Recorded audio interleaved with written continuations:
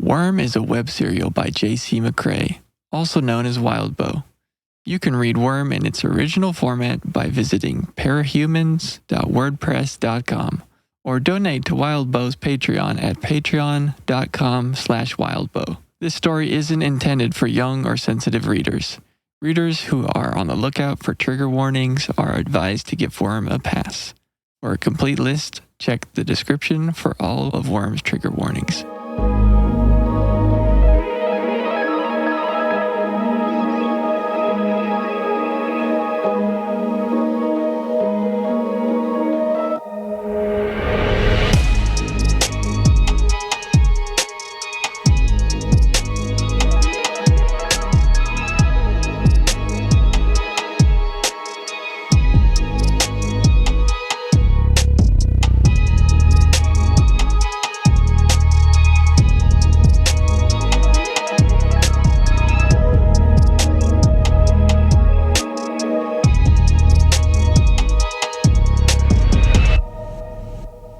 Good morning, Brockton Bay. We've got a lovely crossover episode here, folks. You know, we didn't decide whether or not you're doing that before, but I'm so glad you did. Thank you, Allan, as always. You're welcome. Welcome to a special episode of Dissecting Worm here. We're going to be taking a look at our theoretical first season for this hypothetical show that It's not theoretical, Jacob. It's out. It's actually already being produced right now. It's as we releasing speak on the CW soon. Yeah, I hear you guys got Mappa Studios somehow to animate it for you. That's crazy. It's wild. I was actually thinking times. Trigger. They put out a short promo, and man, we're just all moving up in the world. You didn't hear that Trigger is going to partner with Mappa just for this show? Wow. Gosh. Okay. Nice, I can only get so hard. Could you imagine? What kind of special episode is it, Jacob? Please. All right, we're taking a look at everything we've sort of talked about, and by we, I am talking mostly about me and Allan, but we do have a few other voices on the mics tonight. Returning Hannah, who's been with us a few times before, and for the first time, thank you, Hannah. And for the first time on Dissecting Worm, we have Nick. Nick is joining us. Hey, from the book club. a fresh Welcome, reaction. Me, your boy. A fresh reaction. If for some reason the rest of y'all don't know, there's another podcast, lesser known than this one, obviously, but not by much, called the Brockton Bay Book Club. And what we do there is... I could have sworn this was just two parts of the same podcast. Oh, you know what? There was a divergence, the timelines. Yeah. We had a split. Yeah. It was rough. It's rough, yeah. But we're back together again. That's Earth. For Earth one 11. night only. Yeah. Well, the reunion tour, they call it. Exactly. I would hope that we do it again at the end of season 2. Hannah, can I have a word with you? Obviously, we would do that at the end of season 2. Oh, right. But we can't let them know that. We've got to sell this like it's exclusive. Okay? Right. Okay, do you want me to try and do that again? Yeah, one more take. Okay. Hannah, this is podcast edging, basically. Right, yes, of course. And, since this will be the one and only time that we all, diverge together, it's a special thing, so everybody hang on to your butts. Get your tickets now. I love it when we diverge. I'm a bit Trigger. And we would be remiss not to mention Michael, of course, is always behind the scenes, making us sound good, chiming in, correcting our spellings and our pronunciations. Only for us to correct him back. Yeah. Yes, of course. So this is the longest intro ever, but yes, we are reviewing the full first season of Dissecting Worm. In case we didn't make that clear, that's what we're doing. Very excited to have Nick and Hannah joining us. Nick has a fresh reaction to everything that they've done. Yeah, no, this is going to be a lot of fun. Yeah, we're going to get... And in case you couldn't hear, Michael, who has done nothing but lift all week, is also going to carry this podcast like he does every single week. Like a boss. If it wasn't for him, well, we wouldn't get off the ground. Oh my God. Yeah, no, we wouldn't function in the slightest without Michael. So thank you, Michael. You're welcome. Thank you for all the praise. I did wince a little when you said this theoretical thing. I'm like, am I doing this work for nothing? I was promised is this just theory to you? A tattoo and the potential to get paid. Eventually, maybe. But yeah, that's fair. Poor choice of words. Poor choice of words. No. I'm kidding. We'll do the little dub over words in post where it's like a robotic sound over theoretical with a better word. Or just bleep it out anyway. Perfect. All right, we'll dive in here. We got a lot to get to. We got to get going. So let's talk just briefly about what we're going to look at here. An overview of kind of season 1, the way we have structured it. We'll be covering arcs 1 through 8 of Worm, basically from the beginning of the story through the Leviathan fight. Seems to be a pretty easy stopping point for the first season, but we'll get into that. Right now, we're kind of at about 11-ish episodes total for the first season, and when I talk about episodes, I'm talking about television show. When I'm talking about arcs, talk about arcs for Worm, just to kind of keep that a little bit easier. So we're at about 11-ish episodes. Be somewhere between 10 and 12 is probably we're going to end up landing when all the dice settle. When J.J. Abrams, the executive producer, decides to get his shit together and exactly answer his phone. I know, right? Like exactly. And then within that, we're not changing any major events within the story. Most of the major events remaining pretty much completely unchanged. At most, maybe adjusting the timelines a bit on certain things, but we're keeping everything pretty much as is. We are, however, making a plethora of minor changes to smaller moments and characters, things like that, cutting characters, giving some characters more screen time. So we'll kind of review all of that as well. And then lastly, just as a note, while we obviously have a lot of fun talking about how we might envision certain scenes looking and things like that, we're really focused mostly just on script at this point. And we'll leave the cinematography and soundtracks and casting and all of that to the studios that are no doubt just can't wait to place their bids. So Absolutely. So that's kind of what we are kind of reviewing and looking at. But I wanted to start it off a bit lighter and just sort of get some discussion flowing and sort of getting our minds in gear. And I thought that a fun way to do that would be just sort of talking about other first seasons of television shows that we enjoy, what they got right. So going to kind of open this up. I listed a few that came to mind that I was just kind of thinking about. Doesn't have to be the whole show. Doesn't have to be the entire series or season or entire series rather. Just the first season. That's kind of what we're looking at here.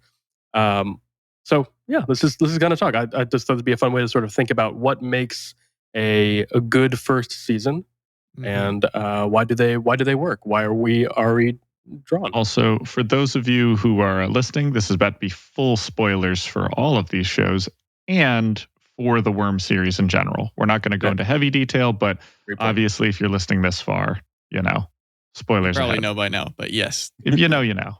I did actually think about that. I did try to pick shows that have been out or finished for a while. But yes, we'll just say that naturally there will be spoilers involved with all these shows, but most importantly, Worm. We're going to be spoiling that the entire time, beginning to end. Get ready. Yes. All right. Well, I'll go ahead and just kind of start with a few that I thought made sense within the same genre. So sort of superhero shows that I thought did it well. Season 1, obviously current shows. The Boys, very popular. Invincible as well has been pretty popular. I thought they both had really good first seasons.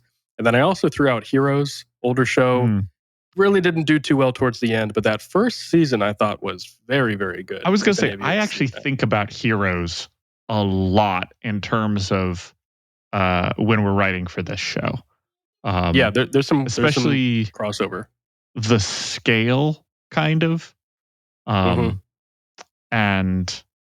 like Heroes is a very personal individual, like very honed in on the characters. Not big set pieces, honestly. ours would probably start at a Heroes level and end up like The Boys. Right. But I do like Heroes for the dialogue. Like I think about Heroes with the powers on a personal level kind of thing. Yeah. Mm-hmm. I haven't seen enough of Heroes to. I was about to say this would probably be an excellent time to say I've never seen Heroes, but that's fine. I figured this might be the issue. So your next show, you really should watch Heroes. That's a good. Can do when I finish. You would really like Game Heroes. of Thrones. And you can stop. You can really stop after season 1. Like. Oh, okay. It doesn't get better. I was gonna say I liked the other seasons, but I also don't remember them all that well. So I did put myself through Vampire Diaries this year, so I mean, if I can get all the way through Vampire Diaries, I can get through anything. Yeah. I take it back. Watch it all. Okay. So to kind of open up the discussion, obviously, feel free to interject any other shows you can think of that you think would fit this mold. What do you think makes a compelling first season for a show? When you finish that finale of season 1 and you go, I can't wait for season 2. What's the reason for that? What worked for you? Ooh. I'll start because I'm greedy boy. For all of these, each Heroes, Invincible, and The Boys, the ones we're going with, just because we're talking about those, I think have kind of very different approaches to ending the seasons and what drew you in. Heroes kind of continues to have this. If I remember right, there's a whole prophecy thing that happens, and I don't think that's resolved in season 1. It's partly what pushes season 1, but it's not resolved there. And I very much appreciated, it helps, save the cheerleader, save the world. And then by the end, you've got to move on from that, but it's still present. So I like that has an ongoing threat of doom that's solved in minor regards, but then, you still have to deal with it. So that's pretty nice for Heroes. Invincible has, all of the stuff happens. There's a big conflict that kind of wraps up at the end. And overall, most things are resolved. The reason you want to watch Invincible continuing is because you enjoy the world that's set up. There's a few questions you want answered, but overall, a lot of the stuff's resolved. You just want to, continue. You just want another season of what you had in season 1. But The Boys, I actually don't remember liking the ending to The Boys season 1 all that much. And I think it kind of has just a big blow up. It would be like if we ended, almost like if we ended season 1 at arc 7 is kind of how it felt to me. Just stuff short goes down, things blow up, but it's over. It's done. And I have a lot of questions, and while that can be good, I don't feel like they were questions that I was led up to. They were questions that were all put on you in the last episode. Just wondering where the next season was going to go. And I don't necessarily like that being the big incident of a final episode for a season. So at the very least, just thinking about how those seasons ended. The Boys is a interesting world to live in, but you just got to deal with the ick factor of it. Invincible is a fun world with a completed arc for season 1, and Heroes has a good arc in season 1 that builds into the following seasons. So I think it's very different. I remember really liking the first season of The Boys and Invincible.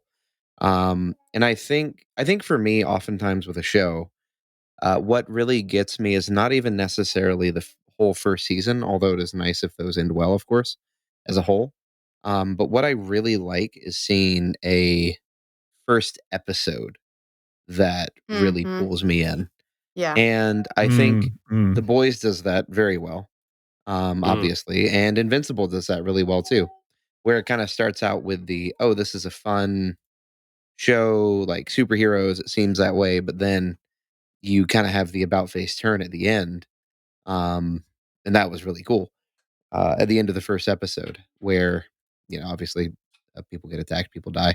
And it's wild. You're like, what is happening? And that's really cool.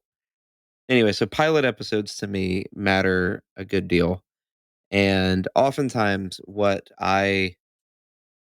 usually my rule, because I don't have a lot of time to watch shows. So if I'm going to watch a show, I like to get hooked from the beginning. I don't want to get a few episodes in and then find out I didn't actually enjoy it. And so for me, first, I give like most episodes 2 shows. I'm like, you got 2 shows to hook me. And all the shows that we've mentioned so far, that's part of what they've done. Another one in kind of a similar genre might be something like Avatar: The Last Airbender. I feel like it does a good job of setting up. Obviously, it's more of a kids show, so it's a lot more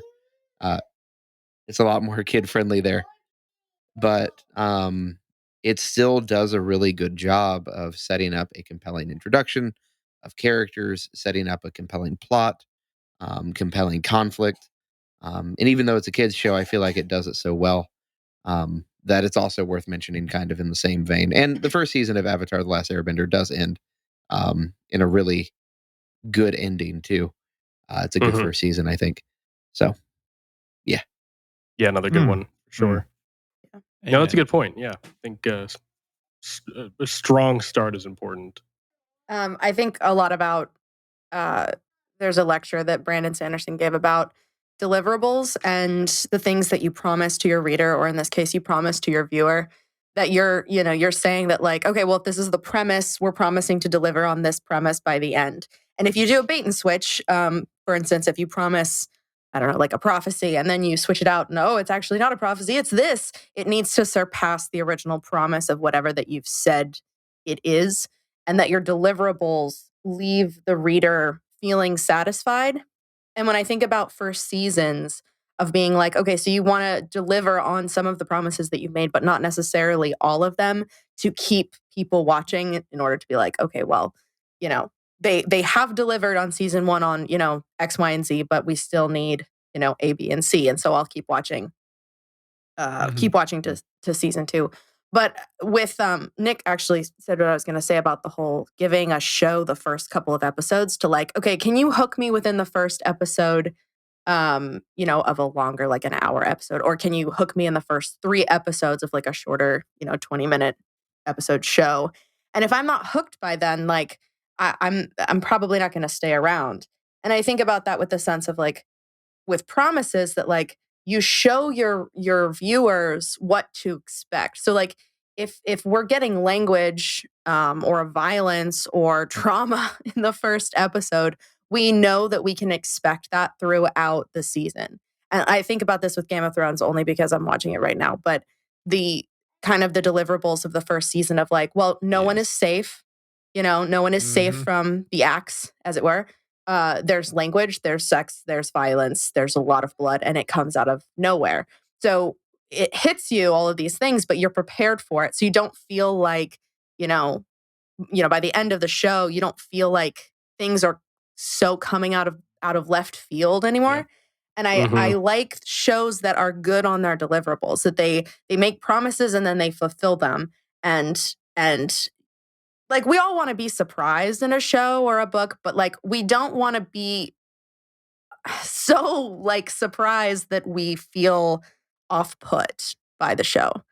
And so things like that can help the viewer feel connected to the story and still feel surprised, but also feel like they weren't lied to with the premise. Mm-hmm. I like that. Sure.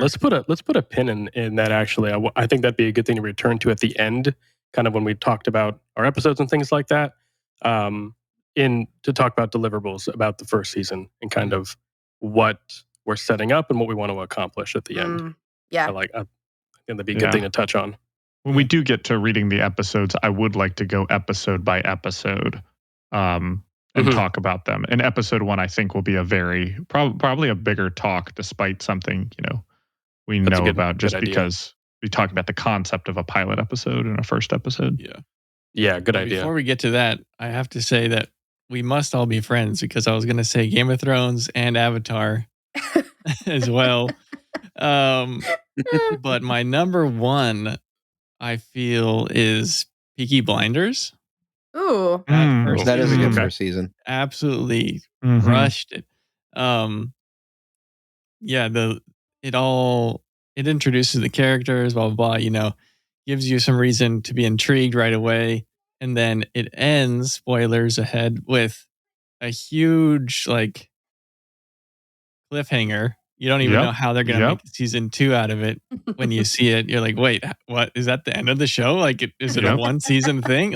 It's a huge cliffhanger climax. And I could not wait to watch the second season. So very, very effective first and last, I feel like, episodes. It was very, that's good. True. I did enjoy Peaky Blinders first season a lot. Oh yeah. Good pick. Yeah, there's plenty of shows that are going to make this list too. I'm sure we'll come back and think of more. But yeah, kind of just keep that in mind. What worked for you? What are you looking for? The next two kind of categories are going to sort of answer that question for me, because this is what I put down. But let's kind of move on away from shows into Worm itself, as we sort of just look at our main players for the season. And if it's not clear already, character is a huge thing for me with shows. I'm very much drawn more to character and character development than pretty much anything else. Thankfully, Worm has some fantastic characters. Yes, one of their strongest points of Worm, I think, is characters. Absolutely. Yeah, I think that's an easy takeaway. I realize I'm talking here as if everyone can see this, but they can't. But for anyone listening, I did sort of create a little bit of an outline just for us to follow along, so we can stay somewhat organized, as hard as that is sometimes for us. For all the good reasons. Anyway, so we're looking at characters here. I did have two columns. I put sort of major characters that would be appearing in most of the season, and then minor characters who just sort of appear in a couple episodes here or there, that kind of thing, not including the Leviathan fight, because everybody's going to be there. So major players, pretty obvious. Obviously, Taylor, Undersiders. And then I also went ahead and threw in Lung and Armsmaster just as sort of antagonists for the season. Yeah. For sure. Anyone else I'm missing there? Does that sound correct?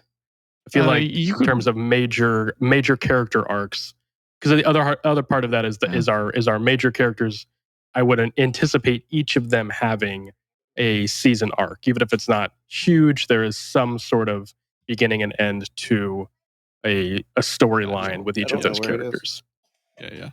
No, I think you nailed it. I think, there's our protagonists and there's our two antagonists, kind of. Yeah, kind of keeps it simple. Nothing too crazy there. The minor characters are more interesting. I know I missed a few on this list. I just tried to group them all as best we could, because there are a ton of them. And as we get into episodes, especially for Nick and Hannah, who are sort of giving some initial thoughts on a lot of these, we've cut some people, unfortunately, and it's just the way it is. Yeah, but obviously, minor characters include, Danny, Coyle, the Wards, New Wave, Fault Line's crew, Empire 88, kind of all the gangs. The bullies, obviously. Travelers. Taylor. That was another one. Oh, Travelers. Good. I got it. I missed the Travelers. Definitely. Yeah, that was a good one. Should be in there. Absolutely. There we go. See, already. But none of these characters really have their own arcs within the season. And if they do, it's part of like a group arc, right? Like the gangs, for example, would have, obviously that kind of arc. But not a lot of individual arcs. Unless, again, you think I'm missing somebody. Let me know if I am there. But that's kind of how I broke those two categories up. So yeah, those are our characters we're going to be focusing on. And then just briefly, I want to touch on, I feel like this is something we're going to bring back around at the very end once we're done talking about the episodes. But just to kind of keep it on your mind, theming is also a really underrated element of visual storytelling, film and television. consistent themes that run throughout the show. I think your best shows in the world, I think, all have good themes. And I think this is a really common thing in shows that are like, oh, that's good, but it just didn't have it for me. It just wasn't there. I think a lot of time is inconsistent theming. I was going to ask before we say, sort of what we came up for ours. Is there any themes for Worm for the first 8 arcs that stood out to you two? Oh yeah, good question. Good question. I think a lot about the moral grayness. I don't know if that would count necessarily as a theme, but when Lisa talks about the whole idea of it's all cops and robbers, and it feels kind of like a game because one group can't really exist without the other, and kind of the morally gray space that resides between these two, and kind of the idea that like good isn't always good and bad isn't always bad, and villains aren't always evil and heroes aren't always saints. And I mean that's the theme that sticks out for me the most. That's a good one. Yeah, I can absolutely see that. Yeah, sort of the appearances and reality aren't always, they don't always mix. Yeah, I see that. I probably see themes of that morally gray is definitely one of the good ones. I definitely kind of see this theme of innocence in a way, but not in the typical sense of like, oh, you're so innocent, you've never done anything wrong. More in the sense of, oh, you thought the world worked this way, but in reality it doesn't, and I'm here to, show you why. We have, characters like Armsmaster, who, we have that big this is getting beyond the first couple of arcs probably, but we have that big confrontation where in season 1 or arc 1, Taylor's like, hey, I want to go rob a bank because I'm trying to get information on bad guys. And Armsmaster is like, life doesn't work that way, kid.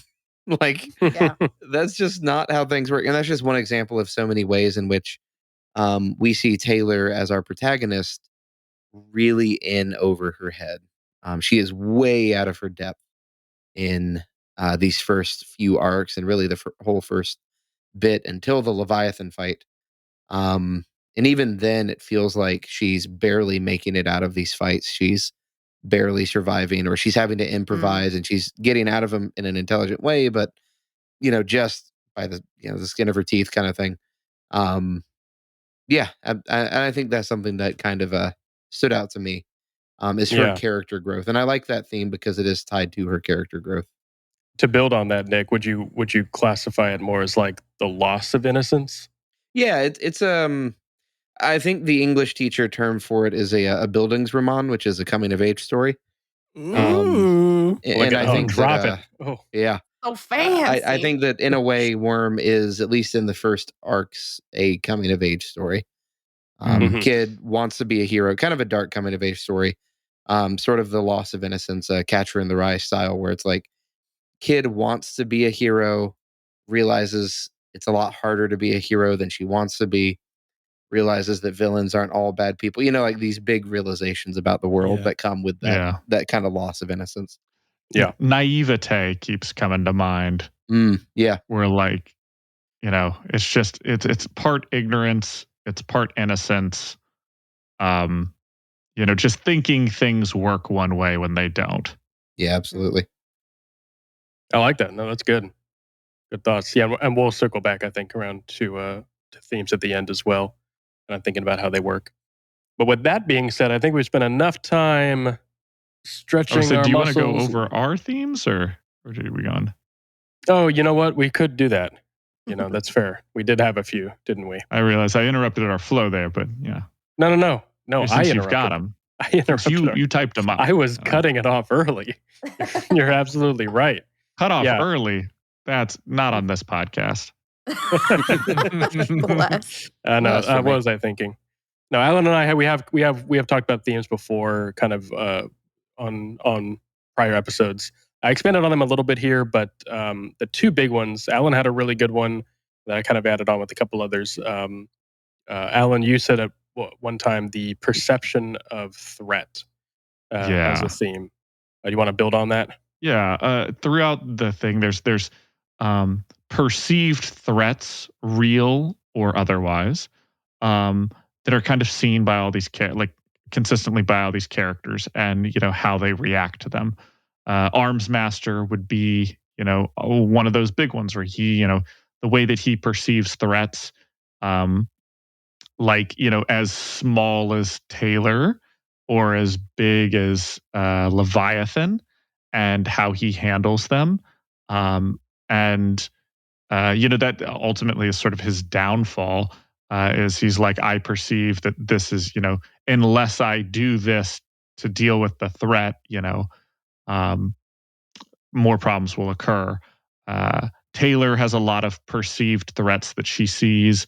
She kind of sees anybody that disagrees with her generally comes off as a bully, even if they're not meaning to. The simplest, if we're going to get, from complicated perceived threats to simple, you'd go with bitch, where, bitch doesn't understand. She got that dog brain. So, people smiling. That dog in her. She got that dog in her. So, yeah, she perceives smiling as a threat. So I think perception of threat is and like I said, just because it's perceived doesn't mean it's not real. Leviathan's a very real perceived threat. And so I think that's a really consistent theme throughout the first season at the least. Yeah, no, I thought that was good. And a lot of times themes will stretch into multiple seasons, and I feel like many of these will. Yeah. And I mean, we know in the long run also that, at least with the upcoming threat of Cauldron, we know that is entirely based on perceived threats. Yep. Yeah. I think we could almost say that one theme is the fact that the world of Worm is a very dangerous world. But yeah, just the idea that things are not going to come easy in this world, that there are real villains, there are real threats, like you said. And yeah, it's very, very scary. Honestly, thinking about this world, it's not a world that I would want to live in. No. It's definitely not a world that I would find myself thinking, yeah, I think that'd be fine. Because odds are you're just going to be a normal person, and it's going to be like, yeah, this seems fine. No, this seems terrible. It doesn't even seem that great for heroes. No, either. no. Yeah, Even if you have powers, like maybe your powers suck, or maybe you're just you got screwed somehow. Yeah, maybe you do get picked up by a team, and it just kind of seems like a lot of work. I mean, it's a lot of pressure too, like put on you. Like you didn't choose to have powers, and all of a sudden you have to pick a side or be rogue and be monitored by the government. Like that is so much. Best case scenario, you're a government employee. Yeah, that's not a bright future. Yeah. No, that's great. I love that theme. My kind of flip side to that was this theme of the illusion of power, both literally, because in the story a lot of sort of there's this air of hiding what you're really capable of, just for your safety. But even more beyond just a literal sense, power as a theme in and of itself is very much masked and hidden for as much of in the forefront as it is in the story, and it is a superhero story. There's this idea that it's very, very important to keep everything hazy and gray, and never letting anybody know your next move, never letting anybody know your next step. Everything like that is sort of the counterpoint to that perception of threat, where you don't want to be perceived as a threat. So I think there's some nice little tug of war there, some give and pull. But yeah, fun themes. Nice. Fun themes. All right. Any other thoughts on themes before we move on? In the minor themes, we have this, but for Taylor specifically, the theme of bullying, the way that she views the world, bullying is kind of consistently. And she kind of divides everybody into that category. You're either a victim or a bully. It's one of those, everybody that disagrees with me is a bully, and everybody who, potentially like, I don't know, that isn't me is a victim. Yeah. And, I put that in the minor themes, but really bullying is kind of, it's an obvious theme, but it probably is a major theme. It's probably better in that major theme category. Especially it really for season stop. 1. Yeah, especially for season 1. That's good point. We interrupt our scheduled program to bring you a word from our sponsor, Zencastr, a one-stop shop for all your podcasting needs. When we first started this podcast, we knew we needed a service that would let us record remotely. After doing some research, Zencastr was the obvious choice. We started using Zencastr and never looked back. It's super easy to record a podcast with Zencastr. All you do is log in, invite people to join your room, and start recording a high-quality podcast right away. You can record studio-quality sound and up to 4K video with your guests. You can rest easy even if you have an unstable connection, knowing Zencastr's multi-layered backups ensure you always have your recordings in the highest quality. We do all our recording in Zencastr, and when the episode is ready, we can distribute it to all major podcast platforms. Zencastr has made podcasting so much easier with its all-in-one podcasting platform and tools. Go to zencastr.com/pricing and use my code BrocktonbaybC, and you'll get 30% off your first month of any Zencastr paid plan. I want you to have the same easy experiences I do for all my podcasting and content needs. It's time to share your story. That's zencastr.com/pricing and use our code BrocktonbaybC. And now back to our scheduled programming. All right, well, with that, let's jump into our episode breakdown. Allan, I'm going to let you take the lead on this just because you did such a great job sort of breaking out each of these episodes. Let's go episode at a time. I think that's what you're thinking, right, Allan? Kind of just talk about each episode in order. All righty. And we're really excited to hear Allan and Hannah's response. Hannah's had some insight. She's joined us a few times Allan already. Is so ready to respond. Oh, and I did say, said Allan. I know. Nick. I'm just going to sit here and listen and oh say my gosh. No. Don't edit that out, Michael. Okay. It's too good. Leave it in. Anyway, you know what I meant. We're going to get some initial thoughts. Take it away, Allan. I'm going to shut up now. Feel free to react in real time. I was about to ask that if we could interrupt you. Oh yeah, absolutely. Well, I'll be going line by line, but if you have a take, you just give me a whole up a minute, and don't feel like that's the whole point is for you to react to this. So, episode 1, Taylor is at her school getting bullied hard, and out of spite decides to speed up her timeline to go out for a first night of patrol. Now, she attacks Lung from hiding, but is soon found out using his super senses. Meanwhile, at home, Taylor's father, Danny, is worried sick about his daughter, and he lies awake in bed waiting for her.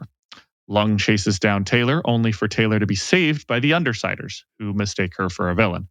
Armsmaster arrives and talks with Taylor before hauling away the defeated Lung. Danny wakes up to Taylor returning home. He thinks about talking to her, but hears her making toast and going to her room, so he returns to bed. Taylor, meanwhile, lies in bed and enjoys a high after the night's events. Get that adrenaline rush, baby. Mm-hmm. Yeah. Okay, that's good. That's good. I like that.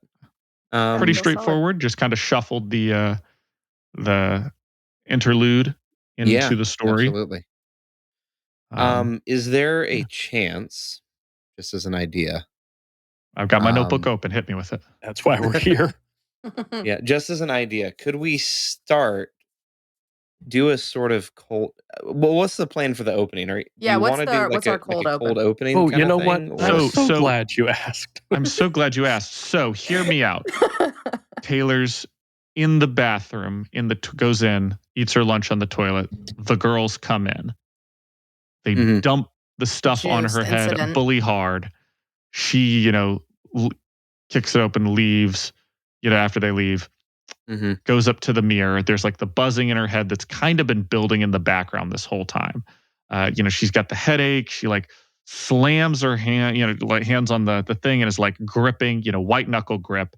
Finally, she does the thing where she like slams the mirror. It cracks and she opens her eyes and there are bugs everywhere but around her and the mirror. Oh. Worm all across the screen. Oh, okay. The title disappears. She waves the bugs away and walks out. Oh, yeah. Sexy, huh? Okay. I like Sexy. it. I like it. That's pretty good. That's pretty good. Yeah. No, that's a good intro because I was thinking you could do sort of a cold open where she starts out in the middle of her fight with Lung. But I didn't know if you wanted to start that way or do something else. But I like what you guys. We did play around. I think that's cool. Yeah, and to be honest, I feel like the first episode is the one that would get rewritten a bit. When we were doing this for the first time, we noted that it is the shortest arc. It's definitely the shortest episode in terms of runtime that we would have probably. Definitely, I wouldn't be surprised if in final revisions we go back and we throw in a scene with the wards or something like that. Maybe not, but just kind of spitballing or something. Yeah. It sounds like from that intro description, you guys are wanting to do sort of a title card thing, kind of like how Invincible does it. Yes. Theirs is a bit more of a gag, but I think The Boys does this for their cold opens too. Yeah, The Boys white letters just slap across it. Yeah, I think The Boys does a similar thing, so I like that. Yeah, there's a few ways you could do it. We played around with whether or not we wanted to do like a full,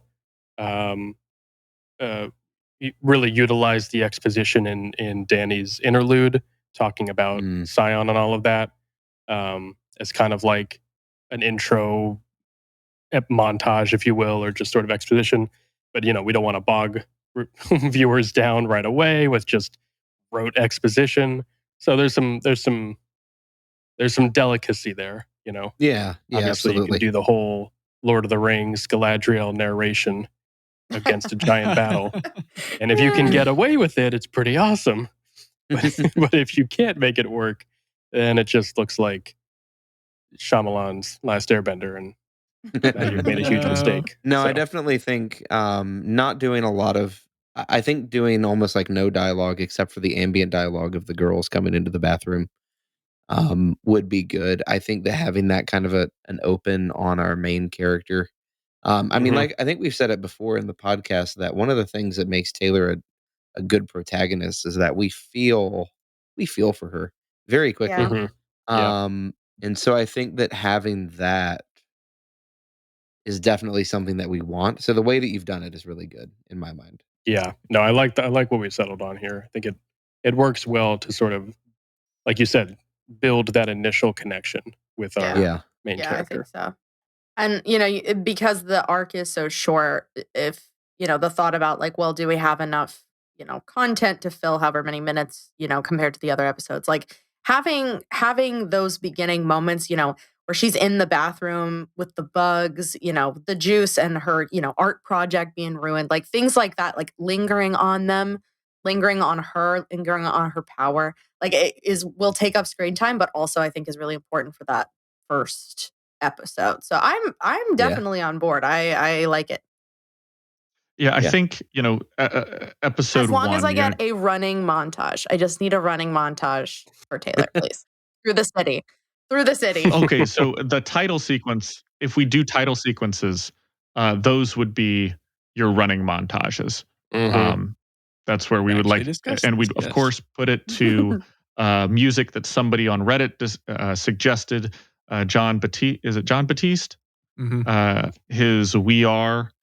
Oh yeah. Yeah, I've played that for you, Hannah. Yes, it's such a good song. It's a bop, and it fits so well for Worm. It really does. It really does. And for Brockton Bay. So it would be just Taylor running along the streets with, I would think the credits in like graffiti or on signs. As she's running, you get a good like her running through the city, the different parts of the city, and then you would end with her like on the pier looking out on the Brockton Bay and the PRT building off to the left with, of course, a golden sun kind of rising up in the morning. That's cool. Get it. That's cool. And that is. I see you. I see you. Oh, that foreshadowing. Foreshadowing. But to trigger. But episode 1, I like, your opening. They talk about this for books too, which are, it should be a microcosm for what your book is. It is the tone setter, it's the promise setter. And I think in this is how the series goes. You have Taylor, who's getting bullied. She has a concerned father that she's a little bit disconnected with. She rubs up against the heroes, kind of, and seems to be more friendly with the villainous side, even though that she did a good thing by fighting another villain. And for good reasons. She thought children were going to be harmed. And at the end of the day, thinking about all of this, she enjoys it, and it kind of hurts those around her. So I think this is a good. That seems great. Like I said, it's a microcosm for Worm as a whole. This is what's going on. And for season 1 in particular, this is what happens. You kind of just replace Lung with Leviathan or whoever you want with, which character. This is what's going on. This is the structure. I have an idea, just as a thought. Of just, I think of like little scenes, I think is probably something that comes to mind for me. And one that comes to mind for me is this idea of the end of the episode. You have Taylor exhausted. She flops down onto her bed on her back, like you said, kind of looking up at the ceiling. But I have this idea of, what if she looked up at the ceiling? You see like little flashbacks to her interactions with the Undersiders, and then she smiles, and that's like the end of the episode, kind of showing that connection to the bad guys more than the villains, right? Just as a thing. Yeah. Minus the flashbacks, that is exactly how I imagine it. And have it written as Taylor's like got the toast in her mouth. She's laying on her back. The camera is facing down from her ceiling. She's like sitting there. She's got like the bruises. She's kind of like rolling her shoulder and like, and she eats her toast, and you can see her like kind of nodding and think about it. And then she gives herself like a little laugh and a smile. And that's where we're at. Okay. I like that. Yeah. Must have done a good job if Nick is thinking the same thing. It is a bit of a relief when you're suggesting things that we've already talked about and discussed. Like, okay, we're on the right track. I was thinking the same thing. That's all perfect. Right. I mean, also, just great writers think alike. Naturally. Pat on the back. Episode 2, then. Move along. Episode 2. Taylor and Danny have an awkward encounter in the morning. Taylor goes to school only to get bullied and decides to leave. As she wanders around downtown, she makes her way to the public library and begins looking up the Undersiders, only to look up the name that Tattletale gave her the night before, Bug, and finds a message left for her on her wiki description. She meets with the Undersiders and gets a tour of the lair, only to be attacked by Bitch, who of course Taylor beats the shit out of before storming off. Gru convinces her to stay, and she hangs out with the nice Undersiders. Taylor calls Danny so he won't worry, and she tells him that her friends are good people while staring at the gun. What's the cold open? Sorry, go ahead. This wouldn't be the cold open. This would be a title sequence opener. Yeah, Taylor running along the boulevard or something, or the what's it called? The docks. The pier. Yeah. The pier. Thank you. The pier. Gosh. Yeah. Yeah, something like that. Sequence. Would we have a scene in there between, like, basically when Taylor meets up with them? Because in the book, she meets up with them separately. She has her mask on. There's like this moment of like, well, we came without our, costumes, so can you like show us your face? And she agrees, and then they go to the. Yes. That would be there too. Okay. I just want to check. This one does not really change a whole lot, except for how she finds the Undersiders, basically. Originally, that happens in the computer lab, and then she gets bullied, and then she leaves. And in this one, she just goes ahead and gets bullied and decides to bug out immediately. Gotcha. Yeah, just simplifying the scene transitions, really. I like it. That's good. And that was all of episode 2? That was all of episode 2. How long are you thinking the episodes are going to be? Only because a lot of these end up being around 30 pages. Okay. Okay. I had a good line about. Go ahead, Michael. No, I was just setting you up. That you had a good line about how we're kind of thinking about content over time. Sure. Oh yeah, that's fair. Yeah, exactly. And then a lot of times, action scenes, you don't really write those out, so those tend to take a lot of time. So a 30-minute script could still be like 45, 50 minutes of a show when you account for action and that kind of thing. I guess that's fair.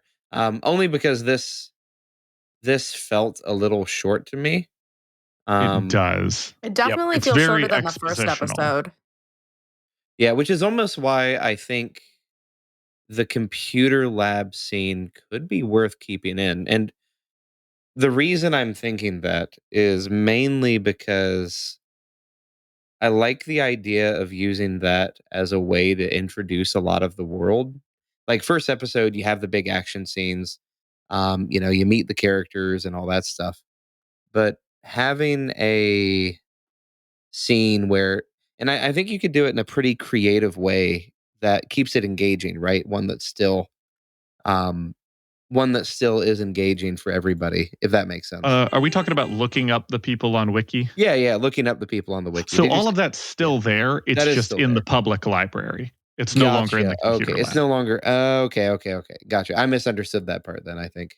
Yeah. Which was also, for reference, the first episode is 13 pages long. Okay. Oh, wow. Because most of it does not involve talking. Right. Yeah. Mostly in the book, it's Taylor explaining the world in her head. Mm-hmm. And in the episode, like you said, it's the people talking at there's Mr. Gladley's classroom we open in, the bullies. There is no talking until we get to Lung's minions. Yeah. And then it's all fighting. Danny wouldn't even be talking. He'd just be like doing the pacing around the house. Yeah. Right. Yeah. Worried. Most of that episode is wordless, just action or kind of ambiance, ambiance. Like Taylor walking around downtown, advertisements for superheroes, stuff like that. A lot of it would be the goal is world building without just explaining everything. Yeah. What's it like to live in a world like this? And and then on the flip side, episode 2 is 31 pages. Yeah. It's a lot of talking. Yeah. Okay. And again, with these types of episodes too, even Alan and I really haven't even gotten into this too much, but we have sort of danced around the idea like it probably wouldn't be a bad idea to throw in a scene or two here in these early episodes with maybe like Aegis and Gallant, just to sort of build up those characters so that their deaths are more impactful at the end of the season. And again, if we have a slower paced or shorter episode here early on, good time to sort of throw that in, if we have that room.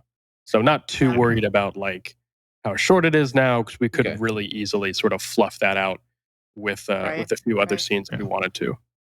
I really have enjoyed, the advantage of streaming is that you don't have to stick to traditional, run times. Mm-hmm. Right. And I really was inspired with a lot of the, with what I have, but also the way that Ted Lasso is set up season by season. Ted Lasso's first season, all the episodes except for I think you get at the end are like 23 minutes long. And at the end, all of a sudden, I think there's like a 42-minute one. And then it starts back over again at like 26 minutes for season 2. And that quickly ramps up to like 30, 40-minute episodes. And then the last episode's like an hour. And then by season 3, almost every episode is an hour long. And I think that's a good way. Yeah, randomized. Yeah, I think it's a good way in terms of like budget. You have this ramping up effect. And I think, as popularity grows, so does the show. So it fits really well narratively that like we're starting very small. We're starting CW level. And by the end of this, it is Avengers level, you know? Yeah. We're talking Marvel quality. Yeah. Yeah, no, that makes sense. What? Okay, cool. Keep the thoughts coming. I can dig it. All right. I can dig it. Good. I like it. Something just real quick. I know we're talking more of like the script and flow, but like when I think of her going through the forums on the computer, I just think of Alan, help me, because I cannot remember who directed the movie, but it's our favorite travel scene where it's literally like clip, Edgar clip, Wright? clip, clip. It's Edgar Wright, yes. Of like kind of the everything's happening at once, all the information is hitting you at the same time. And like kind of this moment where like the internet is a flood of information. And so demonstrating that in like kind of like quick clicking through forums and like looking at this and then being like, ooh, what's this? Okay, wait, that rabbit trail went nowhere. Like go back, look for bug. Any bug? Okay, we're looking for lung. Okay, lung. Oh, he's in, an arms master. And what's going on? Okay, go back. Like, okay, we're looking for bug again. Okay, look for, smoke guy. Like, okay, that's Gru. And like making all of these connections of like, as she's doing the research to figure out who's who and what's what and what happened, it's like as fast as her brain is, connecting the dots and clicking as she's, reading down through, forums and comments and kind of like, in a way, like how her bugs are constantly buzzing in the background. Like you have these voices, different voices, like reading different things as she's, skimming down the page. Yeah, I don't want this to feel like she's just having somebody read over her shoulder as she like stares at the screen. Yeah, make it feel very like immersive. Yeah, very immersive. But at the same time, I would also love for this to be a freeze frame fiesta. Like just for people to have a frenzy over these freeze frames. Yeah. Where, oh my gosh, did you read that whole thing? That's where wild. You can like pause on the TV and like read the whole forum. Yeah. Like, oh, that would be really cool. I also it's really smart too. It makes people engage with the frame. I would have a team of interns running the websites that you see in that episode. Oh my gosh. But they would update it in real time while the episodes are coming out. That would be so cool. You have thought of this. Holy moly. Oh my gosh. Funny. I love that though, because it's so many Easter eggs for like people to engage with the show as it's happening. Yeah. Like, oh, did you guys see on the forum they put this thing up that like adds in extra information for the episode and stuff like that? Would be so cool. That's a good idea. Between this idea and Alan's list of ships, I think Alan is director of audience engagement for the project. Yes. Just making sure everybody's on board. Absolutely. I love it. We like to call the thirst director. The thirst director. Excellent. I love it. All right. Episode 3. Episode 3. We open with Glory Girl beating up a white supremacist and calling her sister to fix him up. Title sequence as they walk off and he's like whining in the background. Taylor finishes her run to meet up with Brian and actually goes to school in a good mood. Now at school, her mood is quickly soured as Sophia taunts her, so she leaves. Back at the hideout, she spars with Brian and asks questions about their mysterious sponsor. They discuss this bank heist, and Taylor uses this as an opportunity to gain more info on the sponsor. She heads home to have a nice moment with her dad talking about her new friends, and then goes to the ferry station to meet with Armsmaster about what she's trying to do with this undercover operation. Of course, Armsmaster isn't having any of it, and Taylor storms off. Naturally. I like it. So this is where we introduce like the Mr. Gladly and all that conflict, I assume. Yeah, Mr. Gladly. I'm trying to remember if he's in this one. I think it is. Isn't this the scene where... I think it's actually 2, isn't it? No. Maybe it is 2. I was is thinking the one where was Gladly 2. has the conversation with her. Yeah, I think you're right. And then this one's just Sophia being a bitch. I like it. Generally, I think that it feels pretty good. I feel like the ending maybe is a little weak. Yeah. It's just kind of this like, okay, yeah, you did it. Yeah, I'm agreeing with you that. You have this argument with Armsmaster, which is a good scene, and I like that, but I don't know. Maybe this is Maybe this is a good time to interject another scene with some of our other minor characters. Yeah. Maybe want to do another scene with Throw Lung in there somewhere. The ward somewhere. This might be a good time to fit in another scene. The other thing I'm realizing as we're kind of looking at episodes 2 and 3 back to back, really short on anything exciting. On action. Yeah, that is true. I mean, obviously, there's a lead up to episode 4, right? Which will be the bank heist. Yeah, but you are correct. It is like a little action. Yeah, I like the cold open for this one, introducing Glory Girl and Panacea. Yeah, I think that is a great way to do that, and that's very fun. I don't know, something about, and I think maybe this is one of the weaker arcs in general as well, where it's not. It's true. It's not bad, but it's not super engaging like some of the That's other what arcs. I was gonna say. Yeah. I feel like since this is still in our first 3 episode, hook to try and make sure we're hooking our audience, I feel like having an episode that could have more in it, like we should utilize that. Yeah. And maybe it's the kind of thing where we end up, maybe we combine. This is would be a really big change, but sort of combining episodes 2 and 3, putting all of that into one episode, and then episode 3 being the bank heist, sort of getting there an episode faster. Something like that. I don't dislike that. Yeah, that you'd probably have to cut out some of the middle stuff. Yeah, we would have to speed it up in a few different ways. We'll condense some bullying. We'll make sure everybody gets to bully. Instead of it being 2 separate days, it could be all in one. Yeah. I can't believe this is me saying this and not Alan, but I feel as though we could potentially just go really hard on the shipping and fill a lot of this episode with good ship, like the super teenage. I mean, it's a lot of her and Brian. That's what I mean. That's why I said that. Exactly. And she meets up in the morning.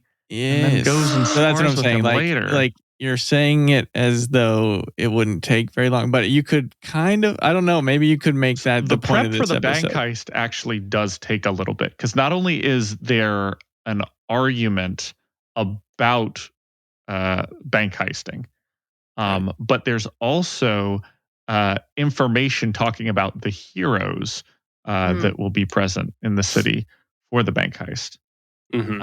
Just an idea. Yeah, I like the idea of combining them and kind of like playing up more of the maybe playing up more of the idea that Taylor is escaping away, that this is a safe space. So like kind of when she has that moment where she's on the phone with her dad and she's like, yeah, I think I made some friends. Like things are looking up. Taylor is smiling. Taylor's feeling good. Like maybe we do have a cut to the next day. Taylor meets up with Brian. They have breakfast. She's just feeling great. Like I have new friends. There's this guy that's really cute. Everything's great. And then bam, like Sophia's bitch and everything sucks. And like, you know what? Maybe I just start, pushing back on school. So then, of course she meets up and we get more of the conversation. We hang out with Brian some more, like huzzah. And then kind of that big conversation of like, so you guys want to rob a bank? Like as a good ending for episode 2. And then that way we can spend all of episode 3 on the bank heist and you're still having a ton of action early on that's going to pull in viewers. I like it. I do like it. I like yeah. potentially, and I'll have to workshop this in my head, but potentially, she shows up to the thing. He convinces her to come back after the fight with Bitch, and Lisa's in there. She's like, "Well, you came back, so you're in. Want to do a bank heist?" And then we get, that like first day, hell yeah. But then before they go to do the bank heist, she goes to talk to Armsmaster and is like, "Hey, this is about to go down." Do you want to rob the bank? I mean, I still, definitely still need to keep that conversation between Taylor and Armsmaster. Absolutely. Mm-hmm. All right. Moving on to episode 4. I like it. Good. Taylor and Lisa sit in a van talking about endbringers, cops and robbers. They keep moving and stopping seemingly aimlessly. And it all comes to ahead when they show up in the bank and they finally roll the doors open and show all the bugs that they've been collecting this whole time. Oh, yeah, buddy. It's the bathroom scene all over again. Yeah, it's sort of this gag where like we even get like top-down aerial shots of like them just like pulling forward and then just stopping at nowhere as they're talking. And you're just kind of like, why what are they doing? And in any other show like Vampire Diaries, there'd be no point to them driving and it would never be explained. And in this one you have the reveal that all they've been doing is collecting bugs this whole time. And headed to the bank. I love that. I think that's great. Yep. She unrolls all the bugs come out. I like to think that Girl Talk's opener to is it All Day? I think it's the combination of War Pigs and what's it? Oh no, fights out. I'm about to punch lights out. Move Bitch. There we go. Move Bitch and War Pigs combined by Girl Talk. Hits up with that drum solo and the guitar, throws the doors open. Out come the bugs. Next to her, opens the doors. Out comes Bitch and her dogs. Yes, give me the doggos. Good, it's good. Burn it. Yeah, I love it. Generals gathered in their masses, get out the way. And they're strolling up.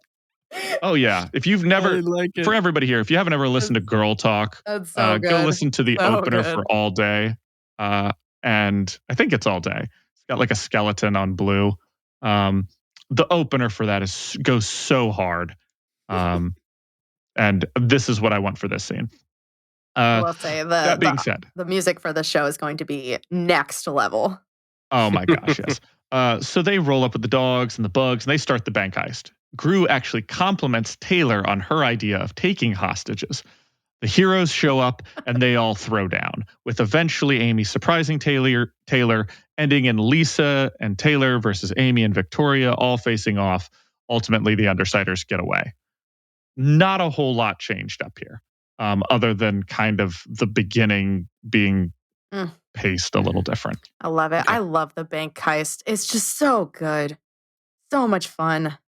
Yeah, it's that's going to be a great episode. I can see a lot of really, really fun things happening with that, just in general. Yes. And I think that's great. I think you're right. If I do think most people give shows 3 episodes.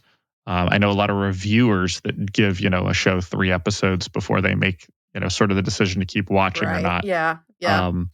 And I think if we hooked them with that being the 3rd episode. I think so too. I think you're reel them in. Also, I love the idea of utilizing the first 2 episodes here as just we're interacting with the world and we're seeing, of course, we're introducing some of these heroes, on billboards, whatever. I love the idea of we've seen, maybe that's through the forums, but also through ads and whatever else in the world. But we've seen some of these heroes that are showing up at the bank heist. And so when they pop in, we're like, oh shit, I remember that guy. I remember them. Let's go.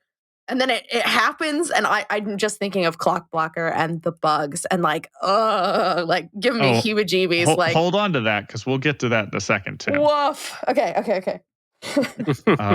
Any other comments on episode 4?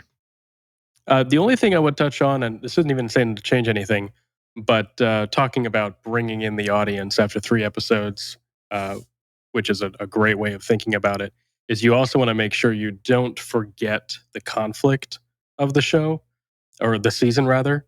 What is that tension that still needs to be resolved? And obviously we have a few things we could choose from there, but we should think about throwing in something at the end of the episode. We, like I said, we could choose a number of things there, but just something to keep the tension between Taylor and the conflict.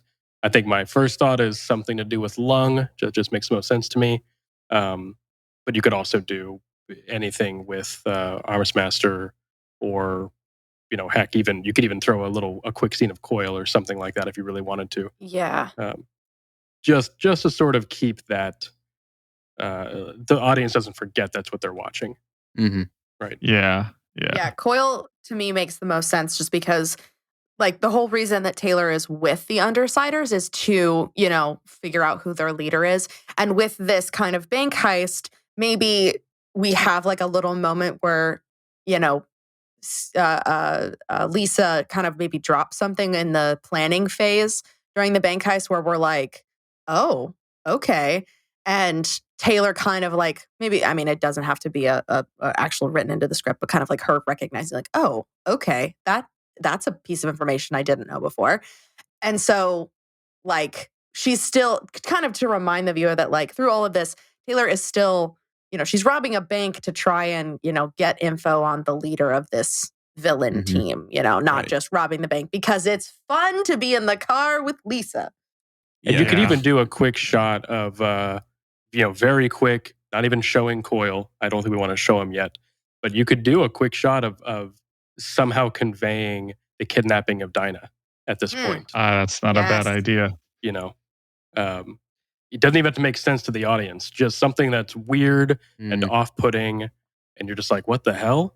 And then obviously we'd come back to that. But just anything like that, just as short of keep it just a simple idea for that could even be something like the heroes, as our protagonists are escaping the bank heist, we have a moment where maybe one of the heroes, like Aegis, right, because he's the leader, being like some of them are like, oh, we should, like, why aren't we chasing them? And Aegis is like got a call, like you can tell he's like touching an earpiece, and he's like, we gotta go. We've been told to let them go. We have something bigger to deal with, or something like that, right? Something simple that would allow you to give that sense of something else is happening that's a bigger deal than a bank heist. I think that could be cool. I love it so much. Yeah, it's not bad. I like that. Yeah, I like the idea. It shouldn't go like this because it would give it away too early. But you have like a knocking on a door, like the little girl Dinah, bopping around the house, gets the knock on the door, and she's like all groggy eyed. And who should be at the front door but Coyle in his Coyle suit? And he just goes like, "Hello there, pet." Like, yeah. Yeah. Obviously, you couldn't do that. But I do love that. Though. Yeah. Yeah. You know what you could do though? That would be a great after we've met Coyle, but before we find out about Dinah. That could be or like right after we find out, somewhere around there. Could be a good cold open. Just you wait, Henry Higgins. You're using my favorite phrase against me. Yeah. So I like that. Well, something I was doing while writing this was looking for mini conflict arcs to wrap up with. And for most of them, they're about 3 or 4 episodes long. I like to call the first 4, but now 3, essentially getting to know the Undersiders. So that would have been episodes 1 through 4, ending with having a great time, bank heisting and getting away. Episodes, 5 through 7 would have been dealing with the ABB, and 8 through like 11 would have been essentially finishing with Leviathan. So small things moving forward, just these little mini arcs that we can kind of lump episodes into. Yeah, I like that because we're again with that whole thing, making promises and delivering on them. Like we want the audience to feel like they're progressing, and instead of just like accumulating more questions, like questions are being answered as we're going along. So I like that. I like that very much. Yeah. A shot that we will repeat a lot is starting us off in episode 5. It's footsteps. You're following these feet as they're walking up the concrete into the headquarters of the PRT building, where we finally get Pigot walking up and going, "You look like shit." Cut to the wards in just bloody pieces, all standing next to each other. I love it. And she's like, "Get in my office." And they all bleed all over the place on the way in. Yeah. She debriefs them after the heist, and then mentions that while they were busy losing to some C-listers, the mayor's niece was busy getting kidnapped. Right. Now, Clock Blocker has a thing for Skitter. Everybody kind of picks up on that he just paid way too much attention to Skitter for some reason. who gets a name now, getting to that name a little bit smoother. Amy and Gallan, of course, have their talk. And when Amy goes up and starts writing stuff on the board, we intro into our title sequence. Now, Taylor meets up with Brian again before going to school. Taylor is actually enjoying school when, of course, Emma comes up and pesters her. Taylor tells her to promptly go fuck herself and then leaves. Taylor joins the Undersiders sans Rachel for a day of shopping. We get background on Rachel, some bonding with Lisa, and the talk of trigger events, which is, of course, where we get to show off Taylor's trigger, followed by Brian's. In both of these, I like the idea of them kind of narrating a little bit over it, with it going, sort of silent for the last part of it, and showing a flash at the moment of trigger, just the quickest flash of the entities. Yes. It would be so quick you'd think it was a glitch in your TV. And even if you could pause it at the exact scene, it wouldn't make any damn sense because obviously. Yeah. But I think having that and that be a consistent thing for the rest of us talking about or showing trigger events, that is what's going to happen. I like that. So they have that. And then Bakuda hijacks the television broadcasts and starts setting off bombs in the city. The Undersiders get up to leave. Taylor stops for a second to call her dad while the Undersiders walk ahead to call bitch. They turn just in time to see Taylor get caught in a blast. Kabloom! Yeah, where we just cut. Taylor's like walking and she's like, yeah, dad, okay, good, bye. And then, from the Undersiders' perspective, they look at Taylor walking towards them and then just fire and smoke makes her disappear. Taylor goes in and out while some sketchy doctor works on her. And then all of a sudden she wakes up with Brian and Lisa, of course, lugging her home to a worried Danny, and then all of them hanging out. Post-credit, Caden leaves Theo with Aster before flying off to talk with Max about joining up to fight against Bakuda in the ABB. Bakuda. Definitely make sure we gotta pronounce the names correctly. Say it, Allan. Say it. I was wondering who was going to say it first. Bakuda. Wait, did we? Are we not doing the Bakuda fight? I was about to say. So we took out the. Yeah. Fight? Yeah, this is an exciting moment for us. Yes, this is one of our bigger changes that we've hit first here. So restructuring Bakuda. We go from bomb to Taylor goes home and happy family moment, and we skip. Okay. Okay. Okay. Just we're keeping the fight like it's happening later though, right? Or is it gone completely? We played around with it a bit. We have moved. So basically, our idea was that pacing wise, the Bakuda fight is really, really hard to get in and out of. And on top of that, it's a bit long. There's some extra characters. We love Uber and Leet, but they are a bit extra for the show and things like that. So we moved Bakuda. We'll get into this in the future episodes. We moved Bakuda's confrontation with Taylor into the warehouse fight. Where Lung is, because we wanted to keep that a bit. And then here we instead just used the shock of the entire city being bombed as sort of like this big moment that leads to the rallying of the gangs and things like that. So there's no real build up to the explosions going off. It sort of catches the audience off guard as much as the characters. But it is a change. We acknowledge that. That is a pretty big change. Yeah. So, I don't know. I don't know how I feel about that. I don't mind it. I don't mind it, but that is one of my favorite fights, I think. So it is kind of like, sad to miss. Yeah. On a biased note, it's one of my least favorite fights. I would have to say it depends on like what gets transposed into the warehouse fight and what gets cut out entirely. That's because true. I think there are a lot of parts that I really like about the Bakuda scene, more so to show Bakuda as who she is and absolutely insane. Like putting bombs inside people's heads, and also kind of a little bit of the interpersonal. And I think I actually talked about this when we talked about it in the episode of the book club. You were there for that episode. I was about to say, I remember talking about this.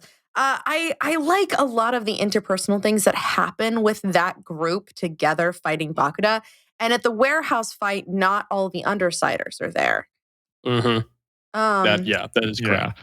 It's an interesting thing that I like when I think of the Bakuda fight. I think about it like how anime movies are, where you've got a television show and then you've got this weird aside that they go on for something that kind of like is not even canon, and then you come back to the story as if no time has passed and nothing's happened. That's how I feel about the Bakuda fight. It's got cool moments. It shows off some things that, you know, the Regent overdoing his powers, Brian being awkward with Taylor, Taylor's armor, toe stabbing. But ultimately, I feel like it is a side quest, you know, especially with the Uber and Leet, and, you know, it's sort of an aside to the main story. Yeah, I definitely agree with you. Oh, I'm so sorry. Go ahead. No, go ahead. I was just going to say, I agree with you about the Uber and Leet thing. Like, they are super fun characters. Like, I love them so much. Very fun, especially like with Bakuda being in costume with them. Like, that is a priceless moment. But I do see how they could be cut out for this fight for sure. Yeah, unfortunately, yeah, I can kind of see that too. I don't know. It is. I guess part of it is just it's a bit. Just knowing how big that fight is, and in some regards, how big that fight is, it's a bit. It is just, to me, it's just jarring as a reader to be like. It's always that moment of like, you know, like in Lord of the Rings, they cut out Tom Bombadil, and you know, there's like Tom Bombadil has like exactly 2 fans who are like, what? Uber and Leet are the Tom Bombadils of the superhero world. Yeah. And so it is kind of that same feeling of like, but I get your reasoning. Once you've explained it, it makes a bit more sense. I don't know. I still think that it's a bit of a shame to lose it, but I can at least understand why. Maybe we describe what it's like, what the fight is like that we're replacing it with. Yeah. So I'm currently writing this, and I am going back and forth right now. So this is the summary write up. I am still in the middle of actually writing the script for this one. So I am still workshopping a lot. Okay. The big thing would be for this. So up until now, in writing, I have scrapped Bakuda fight completely until I've gotten to this fight. Like in my head, that's just non-existent. Bakuda is introduced and dealt with off screen. She has a bunch of moments that are shown in post credit, and obviously she exists in the world, but they're almost never interacting with Taylor or the Undersiders. So we're kind of removing Bakuda from the ABB. That's what I've been running with. Well, she's not removed from the ABB. She's just mostly removed from the story. Well, yeah, the ABB as we are experiencing it through the Undersiders. Yes. So okay, I'm working on putting her in this fight because, like I said, I'm literally there about to raid the warehouse. Is where I've stopped writing. So I'm working on the details of what I'm transposing from that to this. I imagine Taylor trying to figure out how to deal with bombs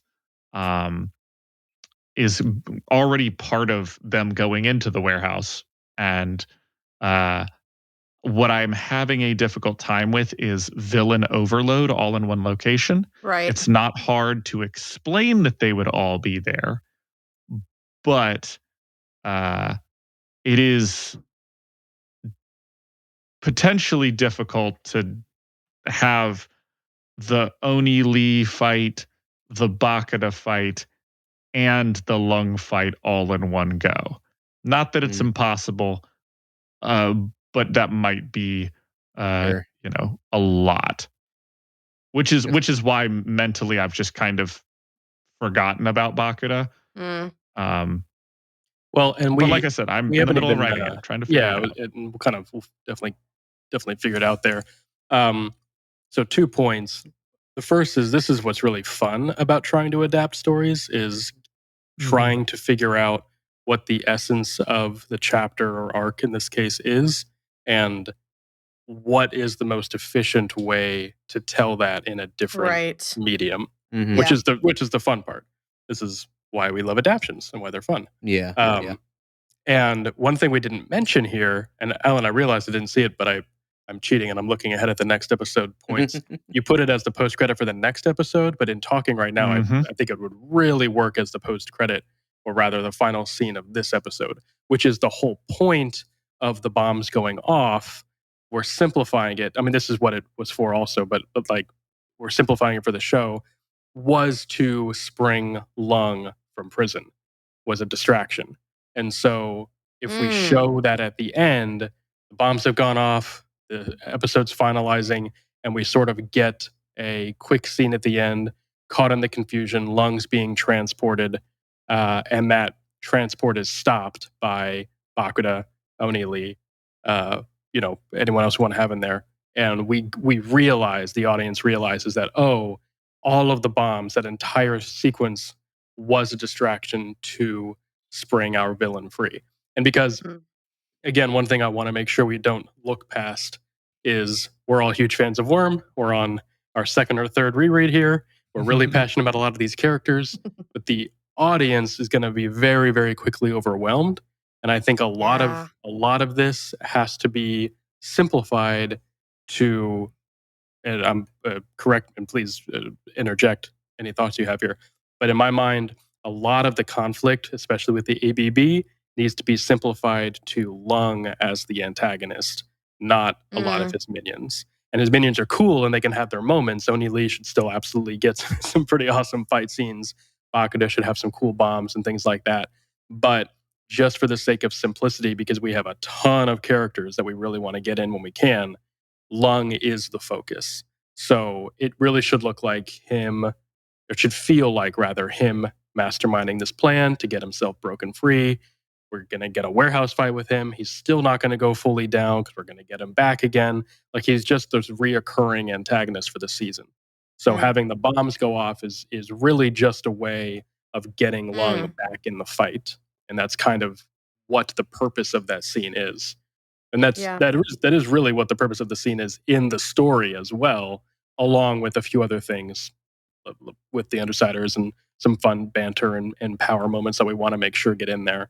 But just in terms of keeping everything within reach for the audience, that's why a lot of the stuff ends up just being having to overly simplify it just for the sake of pacing. It's a great explanation, Jacob. Yeah, that was amazing. That was fantastic. Way to bring us back in, Jacob. Something else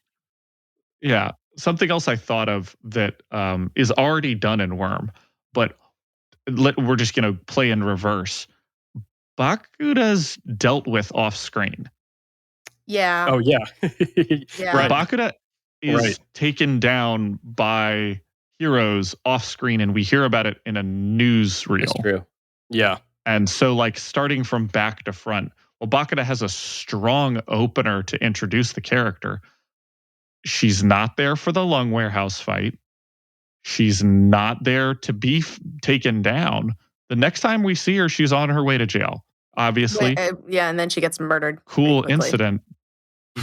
But she shows up for that fight, and then we don't see her again. Oh, I hate to even say this. Ugh, say it. Me. You convinced me. I think it makes perfect sense.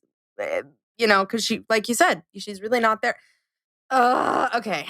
This is how we got to this conclusion. I remember. Oh my gosh, I'm such a huge Bakuda fan. I will say, listen to the episode. I do get it. I really do get it. It makes sense. I don't want to lose her completely. So I like the idea of keeping her still as like one of the henchies, with Oni Lee, but taking a huge back step, from all these main fights.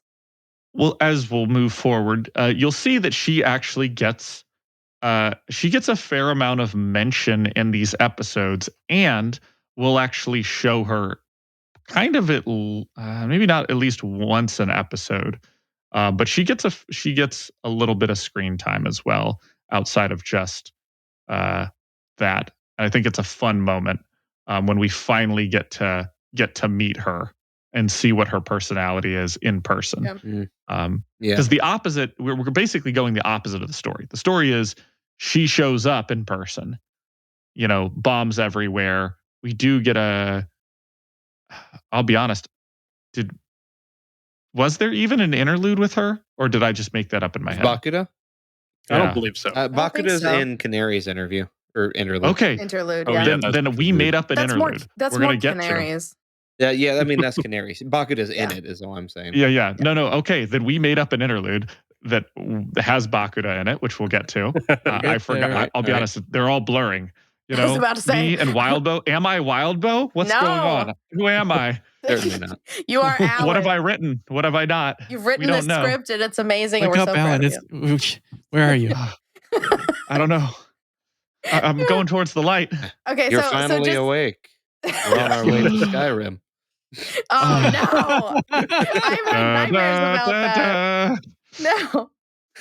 So just to be clear, so we have our lovely moments shopping, and everyone's kind of having this great moment. We have the trigger conversations. We have the big blow up. We have lovely time with Danny and the dryer warmed blankets, and then we have the him lung getting broken out on his way to jail. And then would that be the end of that episode, or? Nope.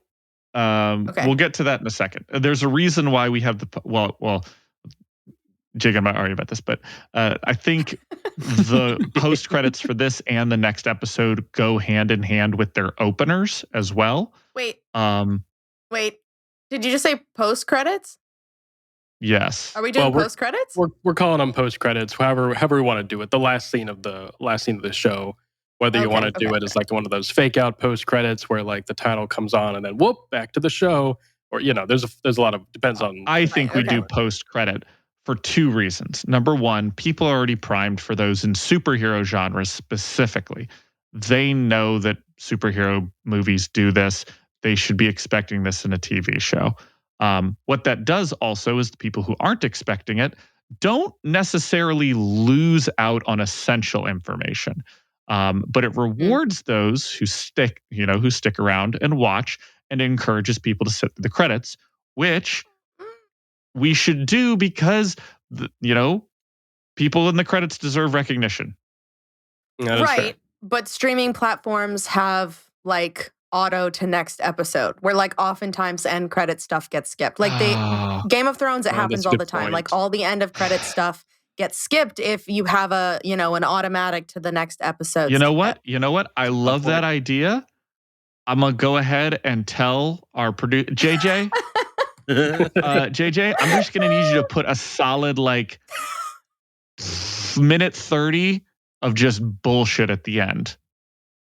Make it whatever you want. I don't care, honestly. You can't just tell as long J.J. Abrams to make it whatever he wants. No. That is a recipe. No. He can make it a preview for a new show he's got. It fades to black after the post credit, and then it's a minute 30 of filler. It could be a black screen for all I care. It's okay. It's kind of, I think what Jacob's hinting at is more likely what it would turn into, but we can't really predict what the format would be. But regardless, we've written these extra little scenes that for the end, that are quite short and could be the fake out moment before the skip button comes up, right? Or as the skip button comes up, it wouldn't be that hard to figure out. Plus, that means you have to get up and press the skip button. You got to know I want to watch this because I that's audience interaction right there. Yes, keeps you on your toes. It's engagement up. That's right. All about the numbers. I love it. Okay, so this one, I like to call this our John Hughes episode. It's mostly just Taylor hanging out, having a good time. We have the incident where she gets blown up, gets the brain damage.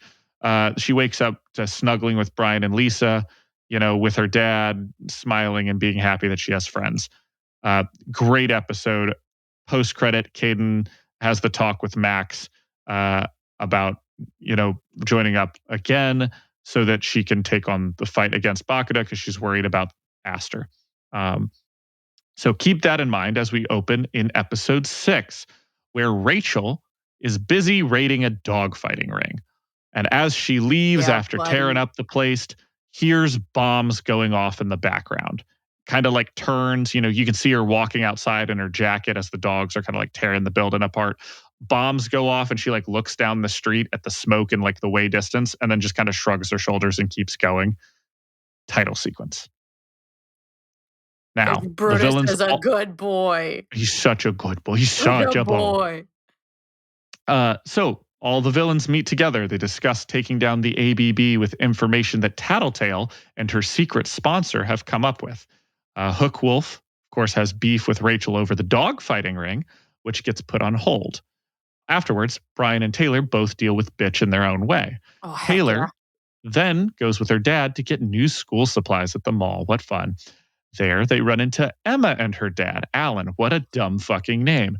And Taylor punches Emma in the face for her dad having such a stupid name. Now, out in the car, she breaks down and tells her dad why. It's because her dad's name is Allan. Then they have the confrontation in the school office that goes poorly, and Taylor storms off, pulling out her phone and saying, I need to hit somebody. At which point, post-credit, a PRT van is transporting a prisoner out of the city when it is stopped by a bunch of very scared civilians armed with whatever they could grab and bombs in their heads. Oh. Sort of like zombies. They're just like all out in the street. They knock on the window. They're like, I'm sorry, man. Like, I don't want to do this. But they still like pull the guy out and start like beating him. And they're kind of, they're just miserable. They're crying. They're like, I don't want to do this. I'm so sorry. I'm so sorry. Oh, Meanwhile, Bakuda and Oni leash stride up to the back of the van, blow it open. Inside is a, shadowy figure. He steps out, throws off the cloak or whatever you want to put it, and just says, like, I've got a score to settle. Oh, yeah. That's good. That's good. I do like that. I like it. Oh, we get, at which point we get to see all three of them. We get to see how kind of terrifying Bakuda is.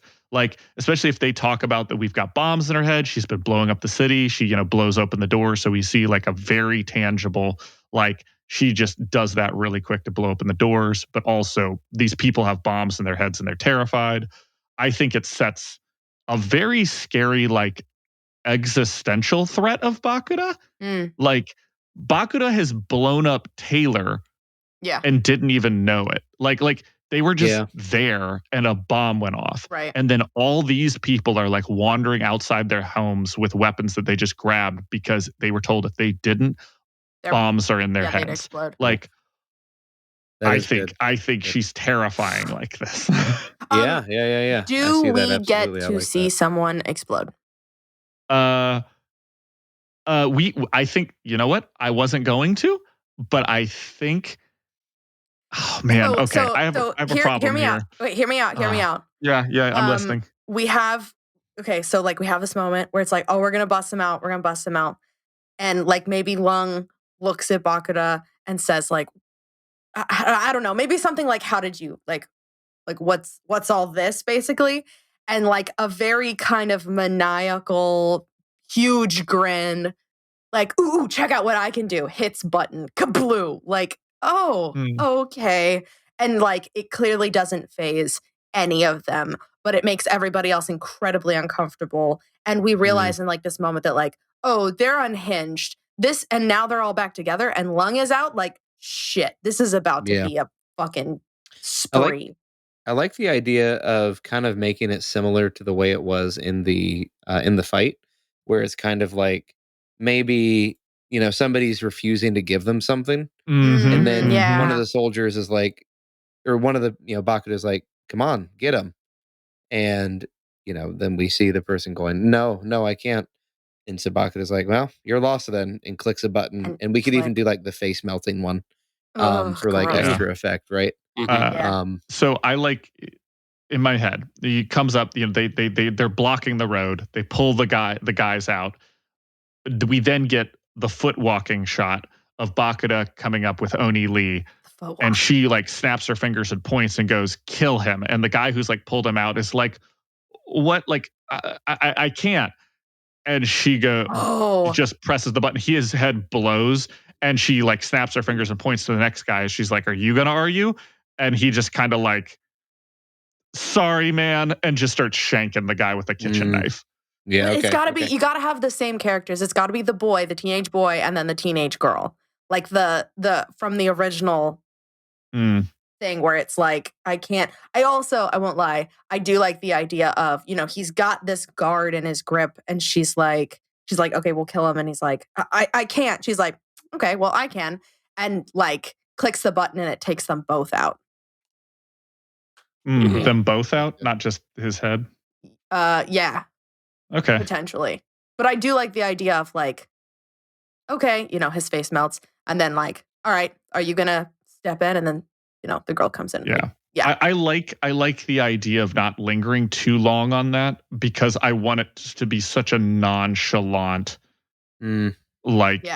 she does not give a fuck. Right. Yes. This is the fact that he, it's an inconvenience enough that he didn't stab the person. So like, if I have to press a button a second time, I don't want the camera to stop moving. She should just be walking and the camera just continuing to follow behind her as she like, all right, kill him. Like, no. Oh, well, bam. Next. Like, so callous. I love it. As she walks, maybe as she, she's walking up to the van and then walks around it, plants the bomb on the back, blows it open.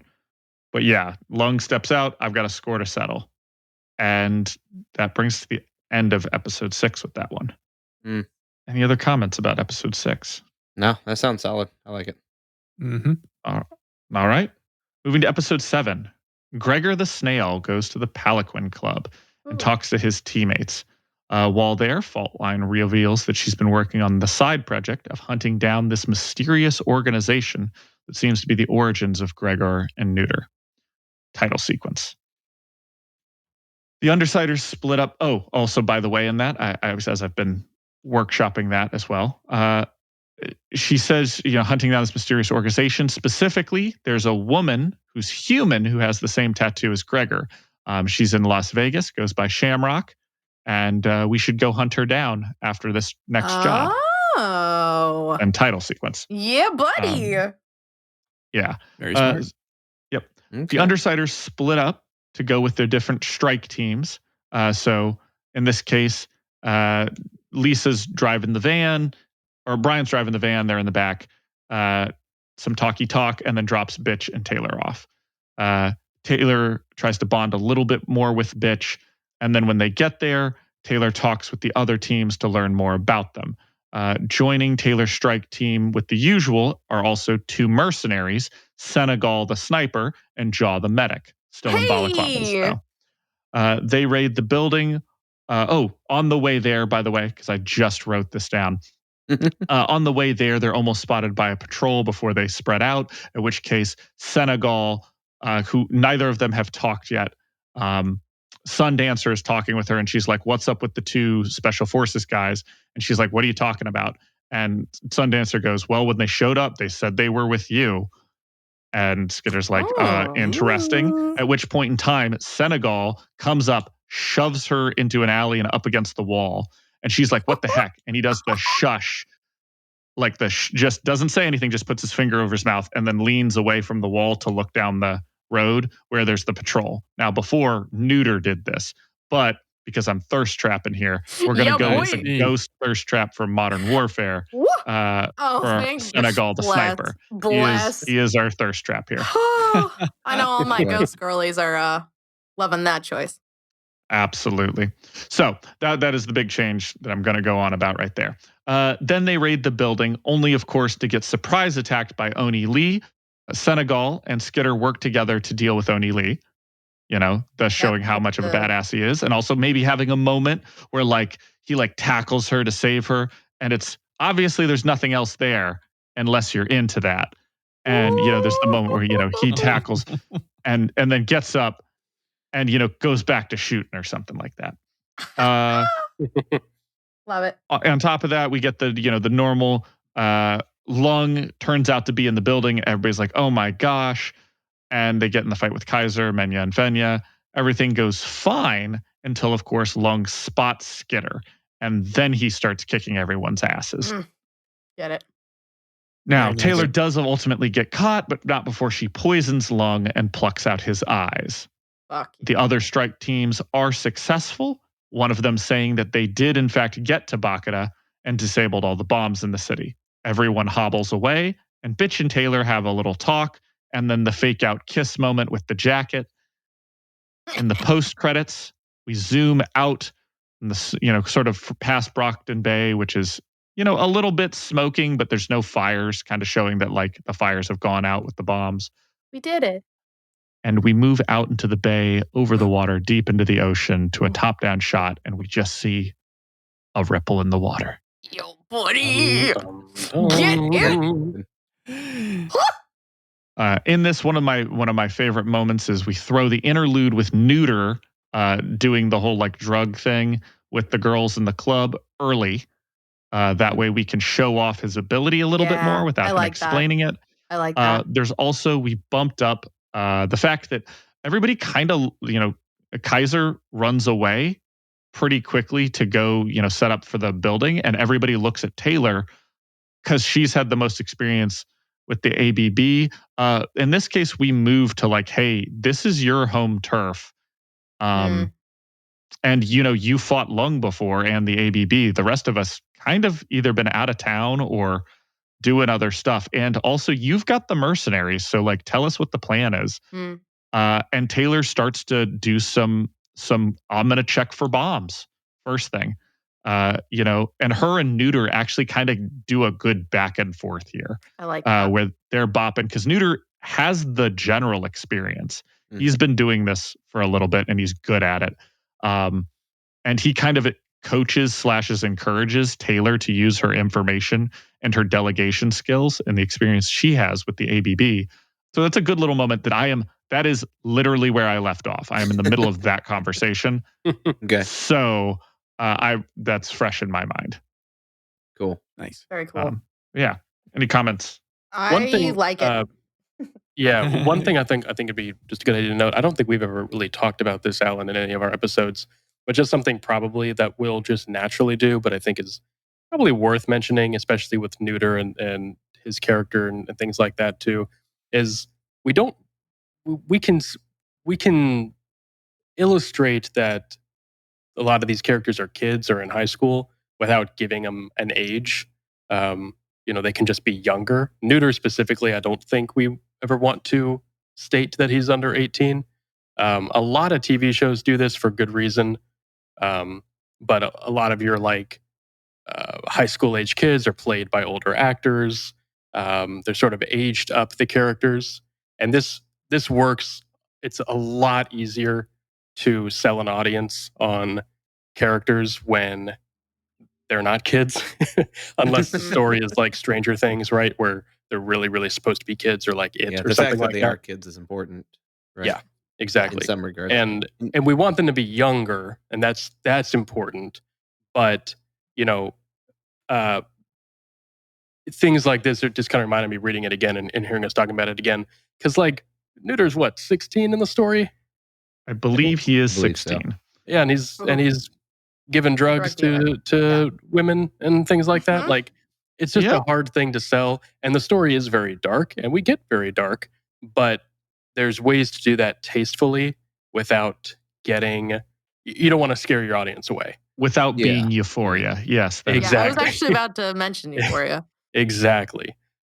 Especially today where everyone's eyes are on that kind of thing for good reason. And making sure that we don't what's the word I'm thinking of? Endorse or highlight, encourage any sort of abuse or anything like that. Behavior like that. Yeah. Exactly. So it's something to keep in mind. We don't really ever really do that. I think neuter's probably one of the worst examples just in the story that exists, but just in general, kind of thinking of all these characters as, not stating their age, but they're young, but they're not children. Yeah, and I think that for neuter, that makes a lot of sense because he is a character that you want your audience to like. Whereas when you have the implications like with Coil later, is like you want people to dislike Coil. Like yeah. You want people to go, oh no, yeah, yeah, exactly. It should feel gross. Yeah, exactly. Right. And so I think it's that kind of same thing where it's like, okay, we want people to like this character, so not that we're sort of cleaning up the story, but it's a good idea, like you said, to try to make the characters more appealing and less, icky. You don't have to go full John Travolta Grease, and cast 30, 40-year-olds high schoolers. We don't need to go that far. There's a nice middle ground that we can find. Yeah, somewhere in between there. Yeah. Anything else for that episode? No, nothing in particular. Not that I can think of. I really like the feel of it so far. Yeah. All right, moving to episode 8. Canary goes through her trial, sentencing, conviction, all that, and is transporting to the birdcage. In the van, she meets Bakuda, who tries her best to get out, talking the whole time incessantly, only to get caught immediately upon escape. Oh, so good. So good. Dragon then talks about the birdcage and sympathizes with Canary. Then we have our title sequence. Just to stop right there, because you said it, Hannah. We thought about, because it feels like an interlude to cut in this season, but it does such a good job of world building and introducing the birdcage and dragon and tying up Lung and Bakuda for right now. And sort of rogues. It introduces the concept of rogues. And also the idea of like how the world is having to handle superpowers in a legal system. Exactly. I think that's really important. I will tell you today, I read entirely too much litigation on NEPIA 5, which is a bill that was passed in the United States in the Earth Bet that is essentially preventing people with powers from profiting. Oh, interesting. So like Parian doesn't have a brick and mortar store is one of the examples that people gave. Parian technically does performance art. So like you cannot, as a superpowered individual, use your powers to make money unless it is, of course, through like Tinker PRT means. Essentially, you can't do it unless you're going through the government. Interesting. Which nixes anybody, it's why Vegas fell apart. It's, people, you're not allowed to do it for business or stock markets or anything. Interesting. Yeah. So that's a whole fun thing that I read way too much about today. And I love it. Most of it is not even in the Worm story. It's all in forums that he posted about when he was running, Wildbow was running campaigns and stuff. Oh, that's Allan, fun. We appreciate your research. Thank you. All right, sorry for the interruption. Please continue. Yeah. So after the trial and all that, we have the title sequence. The Undersiders are busy cleaning up the remaining ABB. Brian and Taylor, doing their little back and forth, and they ultimately end up hanging out back at his place, where, of course, they are ambushed by the caseworker and Aisha. Now, afterwards, at the hideout, they find that the heroes are taking credit for capturing Lung and Bakuda, and that the sponsor wants them to embarrass them with this next assignment, which is crashing the gala. Part of it is a celebration for ending this, reign of terror, but also fundraising and, other stuff. So I'm going to go crash that. Taylor, at this point in time, against Brian's wishes, convinces the group that they should do it. Now, we cut to the Undersiders staring over the roof's edge and then running down the building on the dogs. They crash the hero party, fight a few people, but then Armsmaster appears. The Undersiders fight Armsmaster, luring him outside and ultimately defeating him. They escape only to be caught again by that bitch, Armsmaster. Lisa calls for reinforcements, and the travelers end up sending the heroes packing. I just love the idea of Ballistic sending a car into Armsmaster and just launching him into nowhere. Taylor goes home only to be forced to have the intervention with her father. She ultimately decides she wants to be a villain and leaves with Lisa. Post credit, PRT officers raid an apartment complex. They bust open the door to find Theo and Aster, who they take into custody. Outside, one of the officers dips away to confirm with a mysterious employer that we've got him. Okay. Does the confrontation with Sophia and Brian, does that happen before or after the gala fight? Because I genuinely happens don't after. After the gala fight. Yeah, I thought it happened next after. episode. Okay, I genuinely couldn't remember, so I just wasn't sure. No, that sounds good. It's kind of a middle episode. I feel again, kind of like the episode 3 one was, where there's this one's a a bit lot of long, movement too. of plot, but not a lot of action per se, which is fine. And I think at this point, the gala fight. The gala will be a decent amount of I was action. about to that's say. what I'm saying. Is the gala in? Oh, the gala's in the episode. Sorry. I thought that was split into 2 for some reason. It originally was. Yeah, well, there you go. Then having the gala fight, that'll be perfect. Then the first half of the episode, I guess, could feel a bit slow, but the payoff of the gala fight, and if you can and obviously this would depend on script writing and all of that, but if you could make it so that the lead up to Taylor not wanting to go and then being like, actually, I think I kind of do. I think that could be really good, of course. But yeah, I like it a lot. I like it a lot. I think it's good. The fact that you have failed to notice the biggest change you made in this one is a really good sign. I was thinking it. Won't say it until later. Hold on. Let me think about it now. Now I got to think about it. I don't know. Can you repeat everything you've said? Yeah. I will say I was thinking about it. All right, episode 1. Kind of the idea of after the big lung fight, we kind of we feel like we've solved an issue with lung. Like, okay, we've huzzah, we did it. But then to immediately come out of that fight being like, and all our work is being credited to the heroes, like. Fuck, we just watched them fight tooth and nail. We saw Taylor kick fucking ass and she's not getting credit for it. That's not cool. And so that's why I was thinking about that. It feels so good to be like, yeah, let's go fuck them up. Sure, let's do it. And so I was kind of wondering, I think tonally it works being able to come right off of that and be like, yeah, let's fuck them up. Let's go. And I just really want to see Armsmaster get hit by a car so badly. Yeah. It is a good image. All right. Next episode. Yeah. Episode 9. Miss Militia has a nightmare about her trigger event. Ooh. We say a little quicker moment, or not little quicker, a little bit longer moment with the shards, but then her waking up and quickly forgetting about them.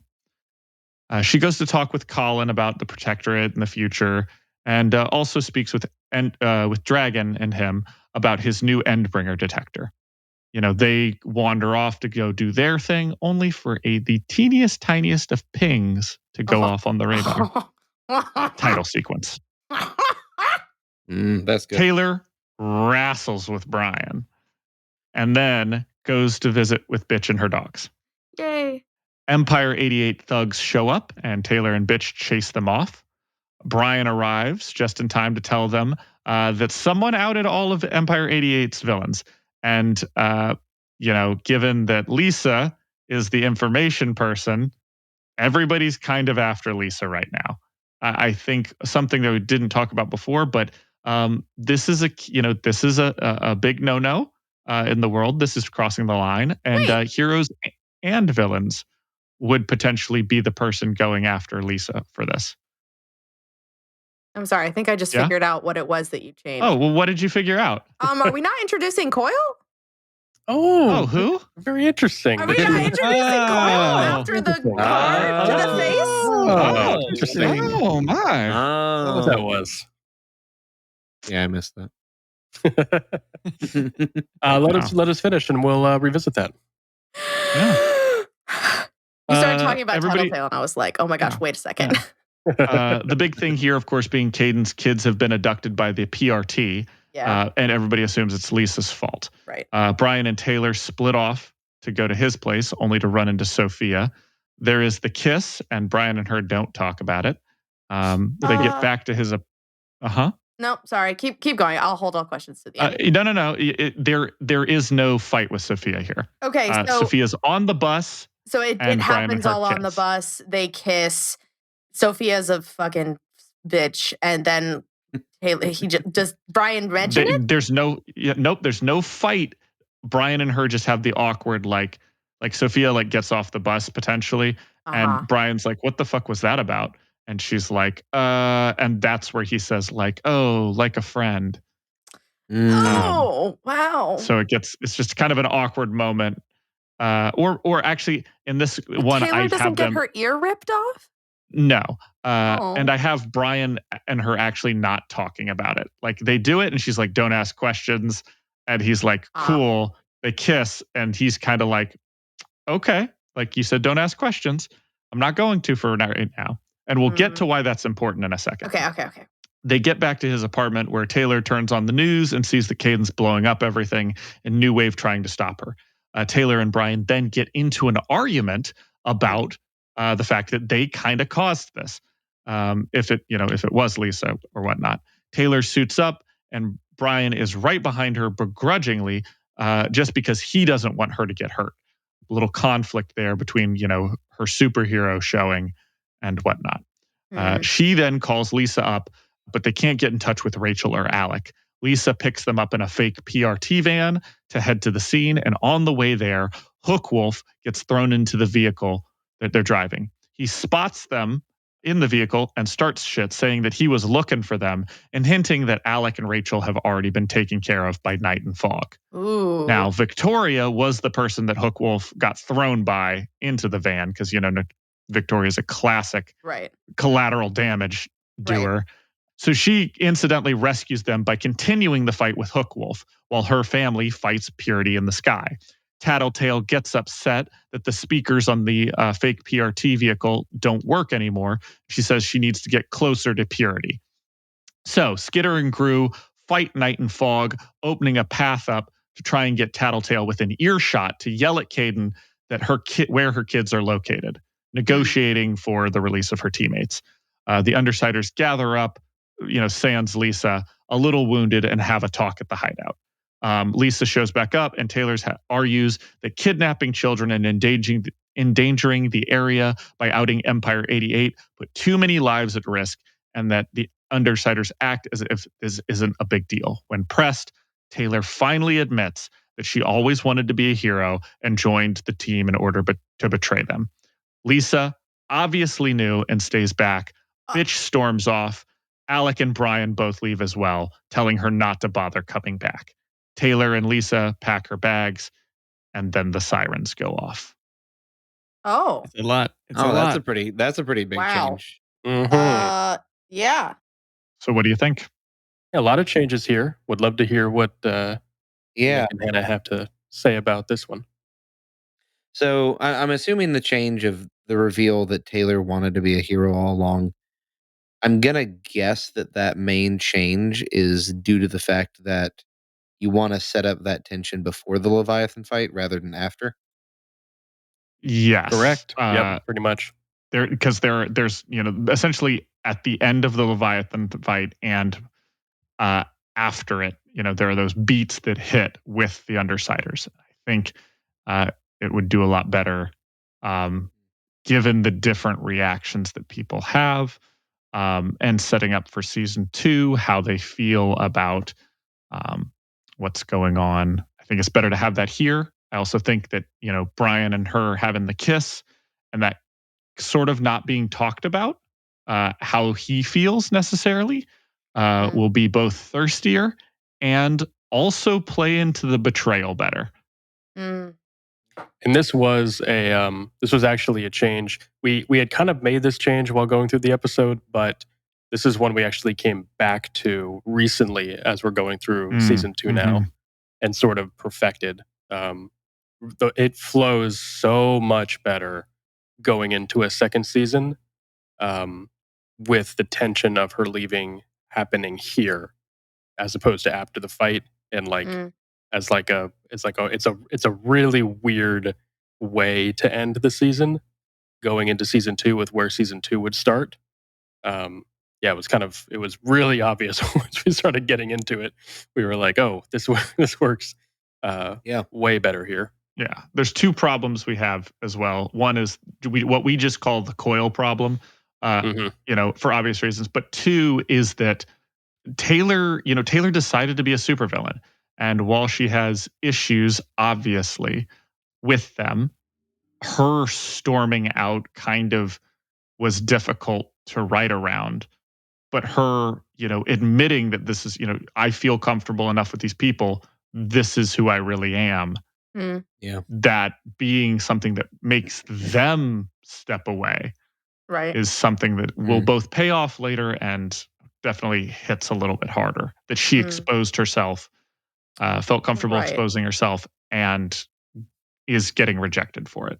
Yeah, because she's taking a chance here by saying, okay, well, maybe I'll tell them the truth and we're good enough friends that they'll understand, right? And then, of course, they don't. And all of that, coming off the end of her conversation and unfortunate kiss with Brian, it feels like a even bigger punch in the gut. Yeah.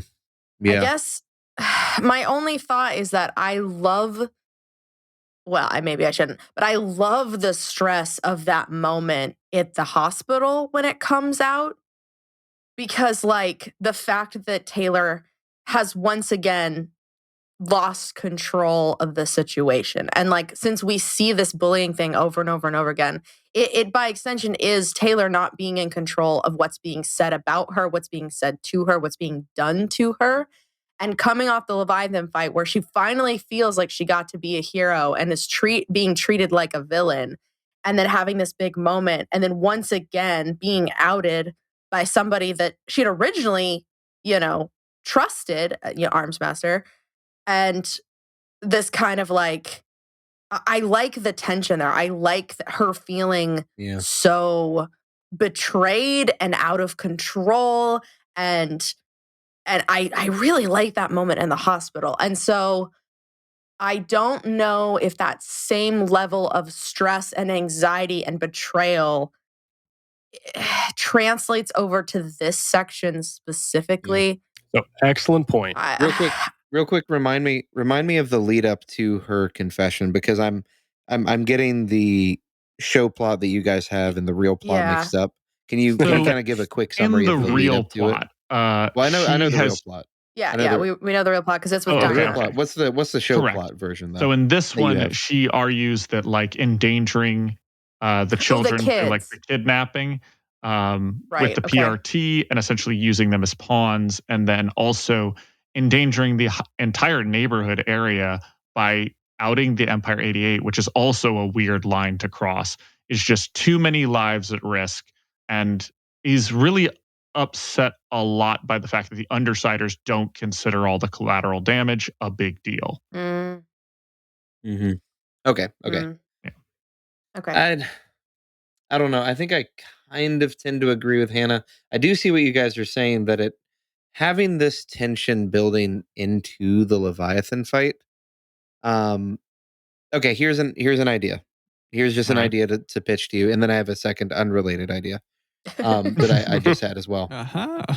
What if instead of a full confession, what if it was the moment where she's thinking about it? Maybe she's even talking to herself. She's just talking to herself, I gotta tell them the truth. I can't hide this anymore. And she gets there and she says, guys, I need you all to sit down. I need to tell you something. And that's when the Endbringer alarm goes off. So there's that tension of she really wanted to say something. So close. And she's so close to being honest. And we know what it is because we know the truth, even though they don't. And so that way, when you get to season 2, that moment in the hospital could still be there. And it maybe feels a bit more painful. Like in the, you know, like when shows have a long break in the season 2, like recap of season 1, you could have that moment in that recap. So that way that scene hits harder. That's just an idea. Obviously. I haven't been as deeply involved in it, but I don't know. I get what you're going for there, but I'm not quite sure that would hit as hard as we might want. Yeah. And if I could actually add on that, because I like that idea a lot.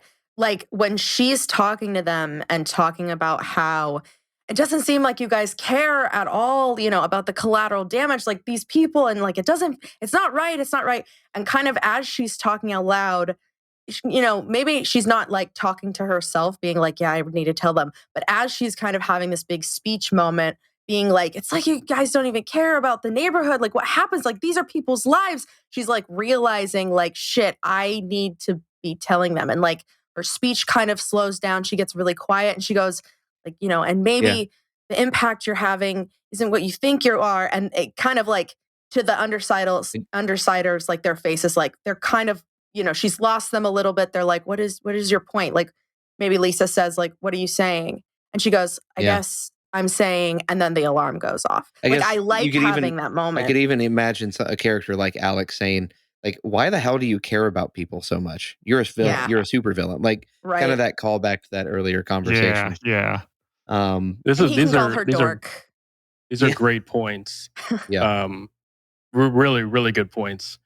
Alan and I did talk a lot about this in terms of how we wanted to utilize this tension and how we were going to resolve it. Because we also agree we really, really, really like the tension and conflict in the hospital post Leviathan. Now, I don't want to jump to that point yet, but I do want to put a pin in this because let's come back to it because I think it's really connected to the way we sort of want to structure the hospital scene. Yeah. So without jumping all the way there and then jumping back, let's just say, excellent points, really well spoken. And I want to jump back to this. The big thing to remember here at the end of this is that Lisa knew and says so. Bitch storms off as soon as it happens.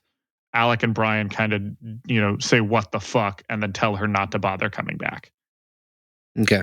That's the takeaway from what we've kind of written here. Yeah. Okay. Yeah. Okay. So that is how everybody feels at that moment. Okay. Quick side thing. Oh yeah, you had a side point. Yes. Sidebar. I just had this thought that, you know, you've talked about having too many characters. Never mind. It doesn't work. No. I was thinking, to hear it. Okay, so my thought was, is there a way to somehow switch the prominence of Sophia and Emma in the bullying? The reason why, and this is obviously getting more into season 2 with the hospital scene, the reason why is the reveal that Sophia is Shadowstalker is such a big moment, but there's a lot more buildup in the story. Whereas in the show, yes, we see Sophia and, you know, we have the fight scene with her, but I feel like that payoff maybe could be lessened. And maybe if Sophia was kind of switched out as the ringleader over Emma, you still have like the fight with Emma and that confrontation with her maybe. But having Sophia more as the ringleader of the bullying over Emma, I don't know, just a thought. Not a major one, but that like Emma is feeding Sophia information with which to bully Taylor harder. Yeah, but that it is more clear that Sophia is kind of the alpha of the bullying group. Is the Gretchen Wieners? Yeah, Gosh, who was the ringleader? The Mean Girls. My God, Regina George. Regina, thank you, George. Regina Jacob, George. I'm so disappointed. I'm. Don't even start. I'm mad at myself right now. I'm about to log off. Yeah, bad. Gonna log off IRL. So part of like I really do. I agree in story wise, but in terms of character, Sophia's not good with people. Yeah, that's true. Well, she's good with bullying. That she eggs Emma on to do the things. But this is Emma's fight, kind of. Okay, that's fair. That would be my only thing. It's like it just doesn't fit for the characters. But I really do like the idea of like what you said, like switching that. Yeah, it's just hard with Sophia just being so bad with people. And I think part of the other problem too is that Sophia doesn't really have a reason to hate Taylor at the beginning. There's no other than just being a bitch. That's true. Like That's true. Emma is the one. And what other reason do you need when you're Sophia? That's true. But the pain of the bullying for Taylor is that Emma has been egging it on the entire time. Yeah. Yeah. And so I think Sophia works as like the catalyst or as the enforcer, I guess, of everything. You can make her like the clear bully of the group, but I think it should probably for Taylor's character still be focused on Emma as the primary bully. But I don't. You could play around with that. It's not the worst idea, especially like we were talking before about simplifying things and just making it easier to follow. Having Sophia as a more prominent part of that isn't a terrible idea. The only reason it occurred to me is because we were talking about the hospital scene, so I was thinking about the reveal. Mm-hmm. That's true too. Yeah, to make that more impactful for sure. But yes. Yeah. Anyways, moving on. I'm good. Anything with Empire 88 and the fight there? No, I feel like Empire 88 when we had that whole fight. This is one of those we almost got rid of this because this is kind of another Bakula incident. Mm-hmm. It feels like an aside for some weird reason that they're going off and doing this for an arc, and there's no clear goal other than survive. They run from like 3 fights. They go from like one fight to just into another, and finally it just gets magically resolved by Lisa. Yeah. And in this, the goal is to get Lisa to Caden. That's the goal. Right. It feels like it feels like the goal here of having a whole entire fight is to talk about Caden doing anything for her kids and Tattletale specifically being the one to be like, I know where your kids are. I'm not the one who released this information. And basically like kind of clearing their name in terms of the ABB. But it's not really like that even as a motivation. It doesn't feel like a strong enough reason other than like, yes, some people are mad because you maybe possibly might have been the one who released their names. Like, sure. Okay, fine. Yeah, in this case, you do feel like, given that Hookwolf is sort of the first person you run into, right? Like, absolutely. This is not just while this is a good reason to do it, and also puts a target on the Undersiders' backs by everyone. Like everybody could come after them for this, right? For betraying the trust or whatever you want to call it. Whatever they call that. Hookwolf is getting in a personal vendetta for this. When you're the first person that meets him, he's like basically like, I've been waiting to do this for a long time kind of vibes.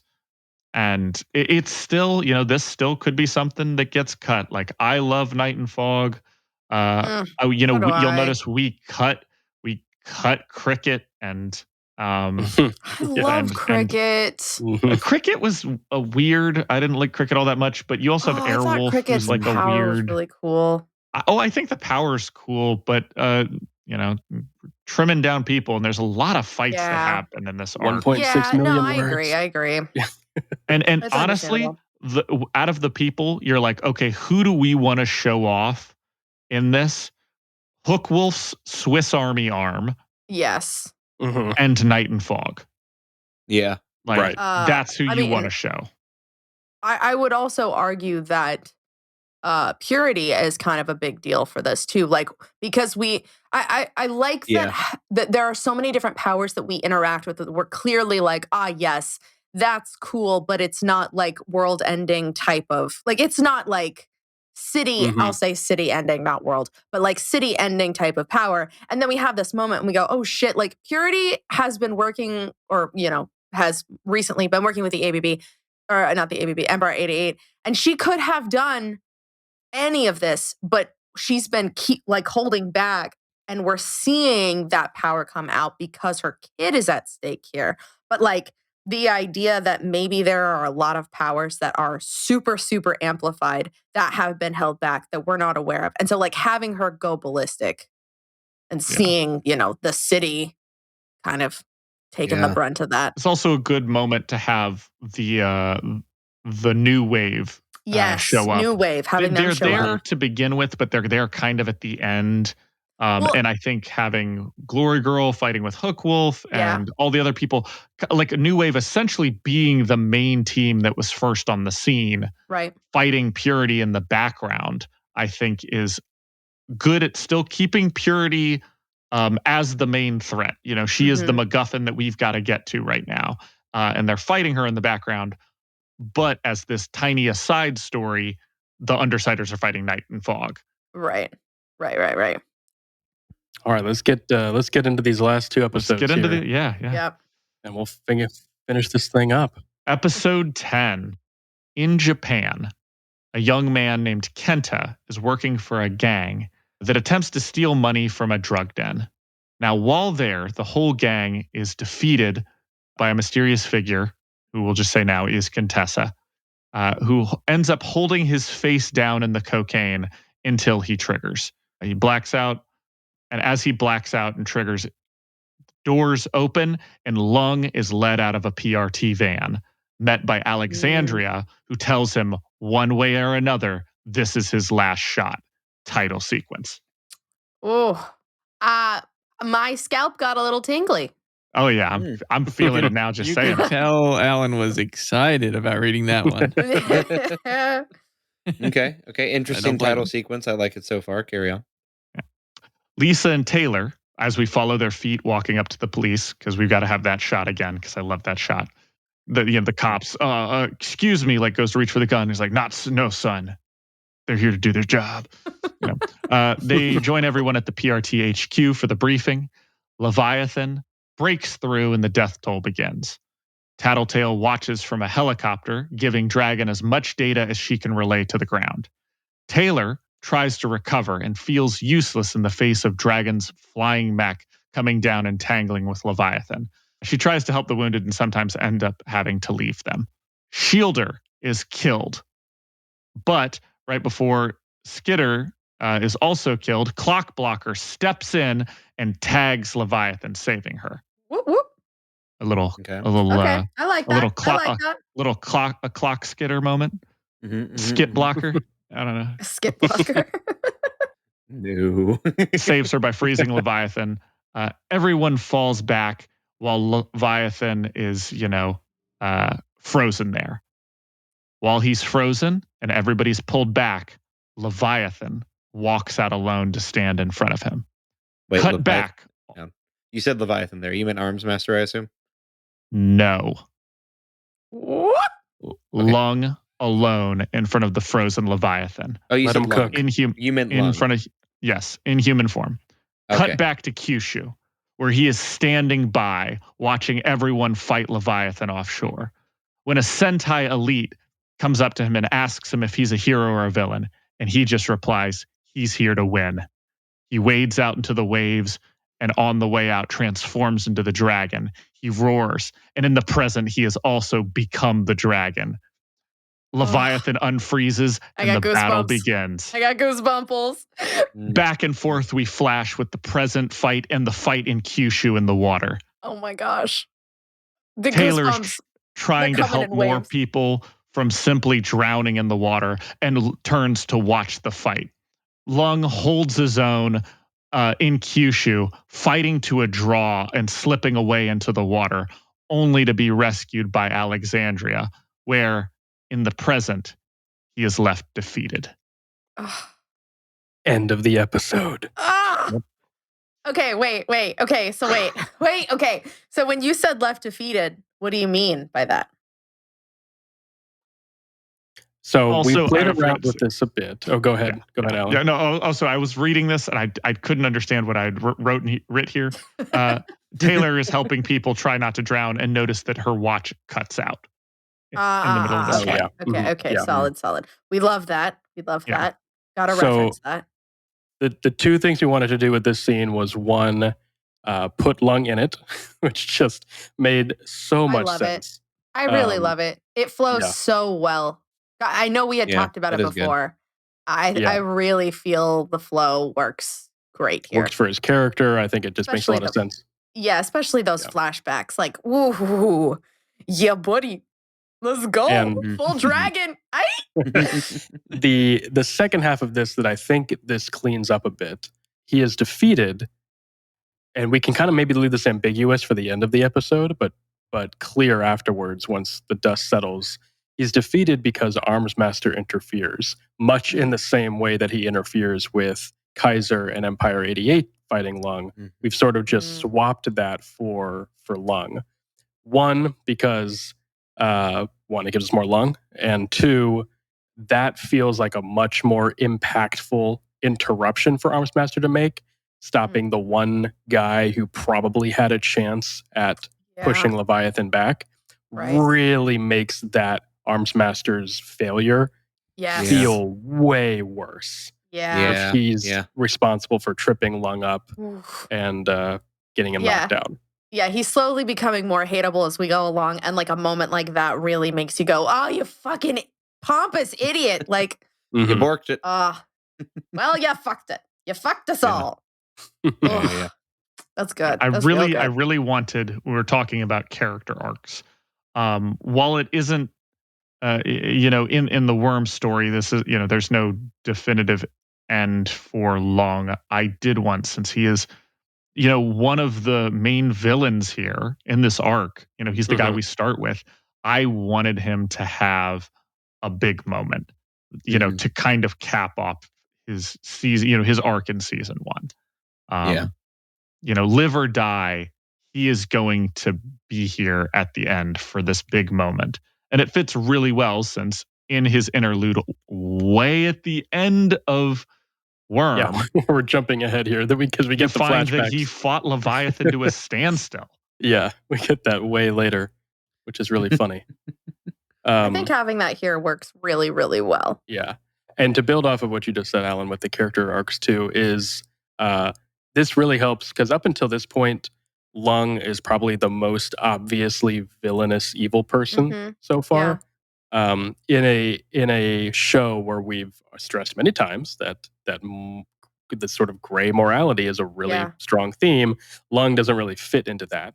So giving him a moment here at the end where you get to see a bit of that character, you get to understand he's still pretty evil, but it does sort of humanize him a bit. A little redemption. Yeah, it does sort of help to balance that scale for him a little bit there. Yeah, I like that. I think that's it's a good way to tie a season together, to have a recurring character. I will say that I think that you guys make a good point, that there isn't a lot of, because Worm was written as a web serial, it's not written with this in mind, right? It's not written with the idea of, let's have cohesive things come back, every few arcs and kind of wrap up as a story. And so I think that, this is a great way to have that happen. I think this is good. I like this inclusion. Yeah, I am on board. I am definitely on board. Well, let's keep it going, because we got part 2 of this fight. Got to pick up where one the more cliffhanger episode leaves off. Last episode. Take it away. Episode 11. Taylor continues running, only to see Leviathan come around the corner with half a Kaiser. Oh, that's good. Armsmaster squares down with Leviathan, and before he gets the upper hand, Leviathan suddenly overwhelms him. Skitter, however, distracts Leviathan with the bugs and rescues Armsmaster. At which point, Laser Dream and Lady Photon rescue them, and Laser Dream takes Skitter to help one of the shelters that is flooding. They help get the doors open, only to have Leviathan appear behind them right as they do. Taylor seemingly turns away from Mr. Gladly, but then returns to save him, only to get her back broken for her good deed. She begins drowning and is about to be just to drown there, while Leviathan kind of stands overhead, when Bitch appears with their dogs and saves her, pulling her out of the water. At which point Eidolon swoops in and holds off Leviathan until Scion finally appears, and together they drive off Leviathan. Taylor is carted back to the triage unit, only of course to be handcuffed. Panacea stops by and taunts her while healing her. Taylor, just to win her sympathy, compares their shared loss of family, being like, hey, I know, you lost some people, but I don't know if my dad's dead. And I need to know that. Try to bond with Amy in some way. Taylor eventually escapes, finds out that Sophia is Shadowstalker. And then the confrontation happens. Lisa, however, immediately, grabs the watch, outs Armsmaster about hacking Armsmaster, about hacking the armbands, and the rest of the Undersiders also come to Taylor's defense. Armsmaster tries to be a sniveling little bitch and outskate her as a traitor, to which Brian just crosses his arms and goes, "We know," sort of echoing Lisa back at the base. Miss Militia, of course, arrests Armmaster, and the Undersiders leave. Weeks later, Taylor watches Vista and Victoria visit the memorial for the dead. Lisa and her catch up and talk secrets and the future.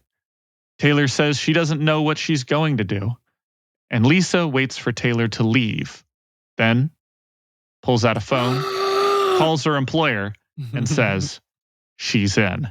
Yeah, buddy! Immediate cut to Coyle putting down the phone and looking menacing while steepling his fingers over a desk. Roll credits. End of season. Okay. All right. That's pretty good. Triggering. I'm triggering. Oh my gosh. That's pretty good. Oh my gosh, it's a group trigger. Oh my gosh. Okay. All right. They triggered together. Okay, so I have a couple things. The first thing that comes to mind, because I don't want to touch the switcheroo in the hospital just yet. Scion. Did we keep that kind of weird moment in Danny's interlude all the way back at the beginning where Scion documentary thing is happening on TV? Like, have we kept information about Scion, like who he is, so that when he shows up, we're all like, oh, thank fucking Christ, because this is the only guy that was going to actually make an impact. That would be all the way episode 2. It's kind of like the noise of it is the mainstay while Danny is making breakfast. So it's said. Okay, it's so shown, it's like the next morning where. But we don't really get another Scion reference until Armsmaster's giving Legend? Who's giving the big speech? Legend is giving Legend's giving the big speech, and he's like, basically, we need to hold here until Scion arrives. Okay, cool. I just want to make sure that, because I want that moment when he shows up to hit, we all collectively like, oh, thank fucking God. Like, Jesus, we were fucked. It's Superman and Zack Snyder, where he's just kind of like floating down, through the smoke. And you're like, thank God he's here. I like the idea, because of the way I read it described in the book, is that Scion does the superhero landing, but there's no impact. And I loved that image of just him slamming down, but it just there's like no ripples. He just like stops right there. There's no impact. It's just and he's there. But no, I agree, Hannah. I do think we probably should put in, or at least make it more obvious, in a few different places that like just mention of Scion and him being as powerful as he is, just so that this doesn't feel like as much of a Deus Ex Machina. Yeah. But yeah, we don't want to overdo it. But yeah, he should be mentioned. There should be a little bit of a build up for that for sure. I mean, we could mention him in the van when Lisa and Taylor are talking about the whole cops and robbers and Endbringers come up. Like, because it doesn't have to be a lot, but like if we've given the audience snippets enough of Scion, and then it's like, bam, there he is. It needs to be able to hit. And if they don't remember, because, we've said this before, we have such a huge cast of characters. If they don't remember who Scion is, if Scion has kind of emerged in their brains to like Legend or Eidolon, like they're not going to remember the absolute importance of not just what Scion can do, but who he is, how he's come out of nowhere. No one knows who he is. Kind of the way that he operates is very like, as things happen depending on where he is on the planet, not as opposed to like what is, the highest priority. I think that then being like, okay, he did show up, he did, grace us with his presence, like it does hit well because we know who he is now. Yeah. Would it almost be worth doing I don't know if there's a cold open that you want to replace, but I almost wonder if like an early cold open of Scion doing something. I like the idea of that very Could be much. good, but I don't. I liked all the ones that you presented, so I don't know that there's one I'm like, oh yeah, like get rid of that one. That's the best I could think of is we just do like the TV special, and then as it finishes, you do the fade out into what is it, anoscopic, where it's in part of the universe. Yeah. I know what you're talking about. So it's it's its own thing, and then it cuts back, and they're watching the television. Yeah. That could be good too. Okay, just remind me really quick. In episode 1, what was our post-credit scene for episode 1? No post-credit for episode 1. Well, what if we did that for post-credit? That's good. I like that as an opener for episode 2. But don't we have Victoria for opening 2? I think that's... Well, we have it as 3 right now. We talked about merging those episodes, so yeah, we'll have to play around with that. Okay. I like the idea of it being a cold open and him just kind of floating over the cruise ship, as it were, and people doing interviews and stuff. Yeah, it's funny. I actually thought about it'd be really interesting if that was actually an entire trailer for the show, was Scion's montage of decades leading up to the present, starting in the 80s. You just sort of do like a news montage of him on the cruise ship, him helping people, him getting his name. You sort of use Scion as this. This would just be a trailer. Literally, this is how you could shape the trailer around introducing people to the world. And then you do that, and then you cut to the classroom with all the kids just like looking bored as hell, and Taylor like being in the back, like scribbling something in her notebook. And then the camera goes towards her and then up and over, and it's her drawing a suit. Yeah. Right, exactly. And like that's all you can do, like that. I like just sort that. Of do it as a way to the series. We could also reuse that same footage from the documentary and have it in those snippets of things that Taylor is like clipping through as she's looking at the forum. So like as she's clipping through, superpower forum stuff, Scion being on, kind of the front page of the forum as like the face of the, parahuman forum. So like we see him again and it's like, yes, there's the name again. And he can keep popping up so that when he does show up, it has that impact. I like the idea of the trailer. I think that's fantastic. All that to say, more Scion. That is the end of season 1. Leaving some cliffhangers, leaving some secrets, some mysteries to continue to unravel. Season 2. I did have an idea. I like the way that it ended. I think that's good. There's just a small part of me that's thinking like, what if it just ended with Taylor blacking out in the Leviathan fight? Like she sees Scion arrive, and then she's like, "You just hear her go like, producer." Yeah, thank God. And then she just passes out. Yeah. Oh and that's the end of the season. I'm okay with that. Don't give this man any scripts or control. You know what? You're working with Ben Stiller on Severance, aren't you? Oh my gosh. I understand cliffhangers, but I hate cliffhangers. I know. Because they make me crazy. No, it's a good thought though. It's a good thought. I do like giving it some more resolution, but it's fun to think about. Yeah. Where you could cut it. Yeah, I don't know. I like the idea overall for the way it ends. I think it's fine. It was just a small thought of like, but what if it just like was the fate and it ended and that was it? Well, it's funny because we didn't mention my one thought for some sort of teaser at the end of the season to keep things going. Well, we didn't mention it because we kind of are probably not going to do it, but we could do something in the form of, having the unnamed Slaughterhouse 9 enter the city or sitting on a rooftop, casually mentioning that, like, you know, they found their next kid, you know, post-credit scene for the last episode. Yeah. Either, well, I would say I like the ending of this being Coyle very much portrayed as the bad guy. I like Coyle, you know, he's just shown in the dark light being an evil villain. And, you know, the one that's been behind the Undersiders this whole time. But I think as a post-credit for season 2, episode 1 should just be a van that says S9 on the side and spray paint.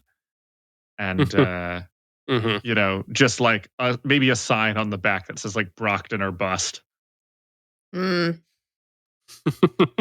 The idea of all of the Slaughterhouse 9 traveling in a single van, though, is for some reason together. Really goofy to me. I don't know. They're like the Scooby Gang, except it's the Slaughterhouse 9.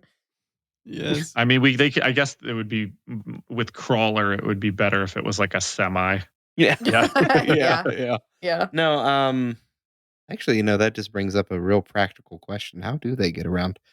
No, I genuinely had to think about that for a while. Private jet. No. Well, let's get into, unless there's any other immediate thoughts, I do want to get into the hospital scene. So we can get back to that. Really need to, because that is quite a bit different. Thoughts on how we're choosing to approach this, but I do want to just sort of bullet point it real quick so you kind of understood Alan and I's train of thought. And Alan, correct me here if I'm off the mark. But so we're going with betrayal pre-Leviathan. And then that moment of betrayal is sort of haunting Taylor through the Leviathan fight. Back is broken, and the first person from the Undersiders, sans Lisa really, to come back to her is Bitch, which is, I just love that idea of Bitch being the first one back. Not necessarily forgiveness. No, right? I agree. I think it's good. I think it's really good. And then we get to the hospital scene. Or sorry, go ahead, Alan. It was hold off at Bitch, because I think, you know, just thinking like how Bitch thinks. For Bitch, it's uncomplicated. The reason I have her leave, kind of not saying anything, she just storms out, is she is just upset.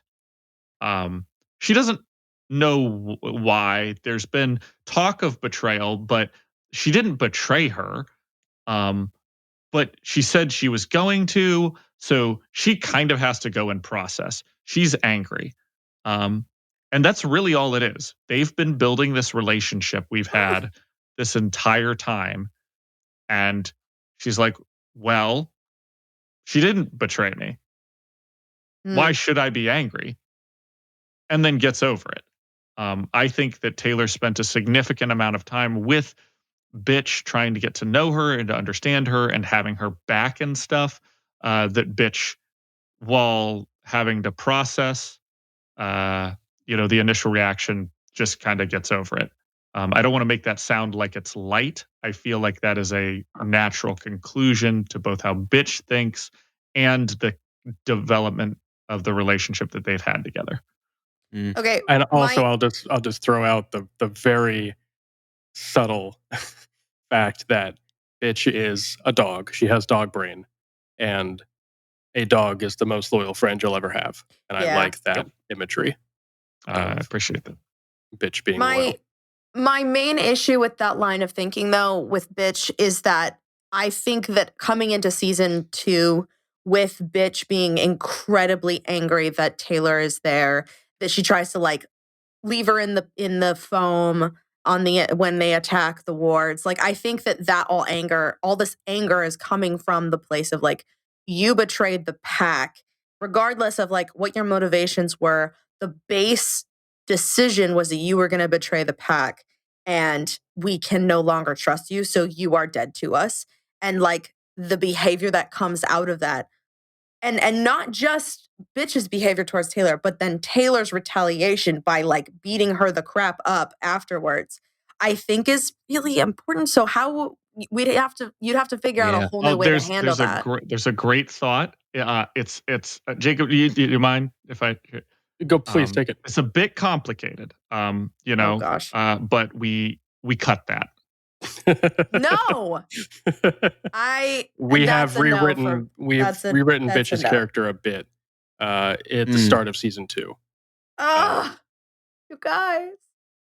We'll get to it in our season 2 recap, but one issue we kind of run into, and again, this is something that works much, much better in book form than it does in show form, is that Bitch's anger at the start of season 2 doesn't really feel justified.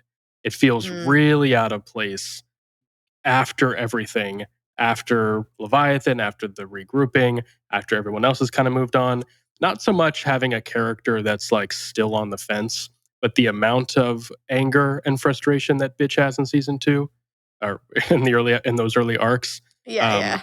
It's hard to make that work effectively, and importantly, resolve just as effectively. Like if you're going to carry that tension across seasons, Taylor and Bitch sort of get over it with the fight they have in arc. What is that, arc 10 or arc 9? Yeah, it's right away. Yeah, they sort of resolve that, and the plot moves on. And again, that works fine when there's not a season break there, and you're just sort of going arc to arc. It works pretty well. But if you're breaking up a season of a television show to carry that anger to then resolve it in like the first episode of season 2, doesn't really flow very well. So either you have to resolve it in season 1, or you carry the anger through all of season 2, and just make that part of a character arc for the entire next season. And so we opted for the first option just because we feel it worked a bit better if all of the Undersiders are on the same page, sort of resolving that conflict, as opposed to carrying it. Just one, less work for us, having to rewrite a whole season of tension and character development. But two, just to kind of unify where the Undersiders sat on all of that. I will say, I agree with you. It's a big change for Bitch's character, but I do think it gives her more room to grow in season 2. It also does a job of with having all of the lesser tensions taken out. Because we get to, Alec basically goes, yeah, she was going to, Alec literally goes, she was going to betray us, but then she didn't. So I'm over it. Like, no harm, no foul. Yeah. Like he gets over it so quickly. Bless him. Bitch is, pro Taylor. Lisa's always been on board with Taylor. So all of them being on board highlights that they are with Taylor and not Brian with isn't. Brian. Yeah. And that's something that we, happens continuously through this thing where like Taylor's in there. Taylor and Brian are kind of supposed to be the closer ones, but Taylor turns around and undermines him. Right. Yeah. Like hard. Mm-hmm. And I think her, I talk about her ability that, it's not all her, but a couple times she does kind of flip everybody's opinions. And part of that is the influence that she has with Bitch. That she's made. Like she's figured out Bitch and Brian still hasn't. And Brian's been with Bitch a lot longer than Taylor has. And so this idea that like we are slowly building to the fact that Taylor is going to oust Brian, and this is a long time coming. And also highlights, we have this weird, awkward, are they enemies or are they lovers bit with Brian and Taylor moving forward. Yeah. Where he's the last hang up. And maybe it hurts him because he and Taylor were kind of the closest. Like they kissed. Well, she kissed. They might have. Yeah, she kissed. she kissed. She kissed. But he didn't say no. And I think having that, like, he's really butthurt about it. I think that makes sense. He should be. I don't like how quickly they could potentially be coming to Taylor's aid, though, at the hospital. Like, if we do play it out this way where she, she tells them beforehand, everyone's mad at her, I never want to see you again. And then at the hospital, they're all of a sudden on her side. Like, to me, if we're talking about how Bitch's anger feels kind of out of nowhere in season 2, I feel like them being on Taylor's side again feels a little out of nowhere because, like, I realize that they're a bunch of teenagers and their brains aren't finished developing, but like teenagers hold grudges faster and longer, and I don't know how I feel about them just forgiving her so fast. That's a good point, and and Alan and I have talked about this as well. I would leave the forgiveness and her like rejoining the Undersiders. That still can be ambiguous because of the way we start season 2, which we'll have fun getting into that in a future season 2 recap. But that ambiguity is still there at the start of the season and plays into how we want to start season 2 as well. So that's fine. I would absolutely keep that. I think more it's the Undersiders defending Taylor against Armsmaster, who now looks like even a bigger bitch than in the original story, because he tries his one last trick up his sleeve and it just backfires right in his face. Yeah. And it's more the contrast between the villains and the heroes in that sense, because at the end of the day, because the contrast there is Taylor's betrayal to the Undersiders versus Armsmaster's betrayal to the entire superhero community, essentially, with fucking up the fight with Lung and then trying to out Taylor. Like, he's doing everything wrong to an absurd degree beyond what Taylor just did. And it's more like them defending her in that situation against him, as opposed to just a like, let's all sing Kumbaya, we're friends again. Right. That kind of thing. That's yeah. I mean, I feel like as long as that's shown in that scene where it's like, well, we're not forgiving you, we're just standing up against, Bitchmaster.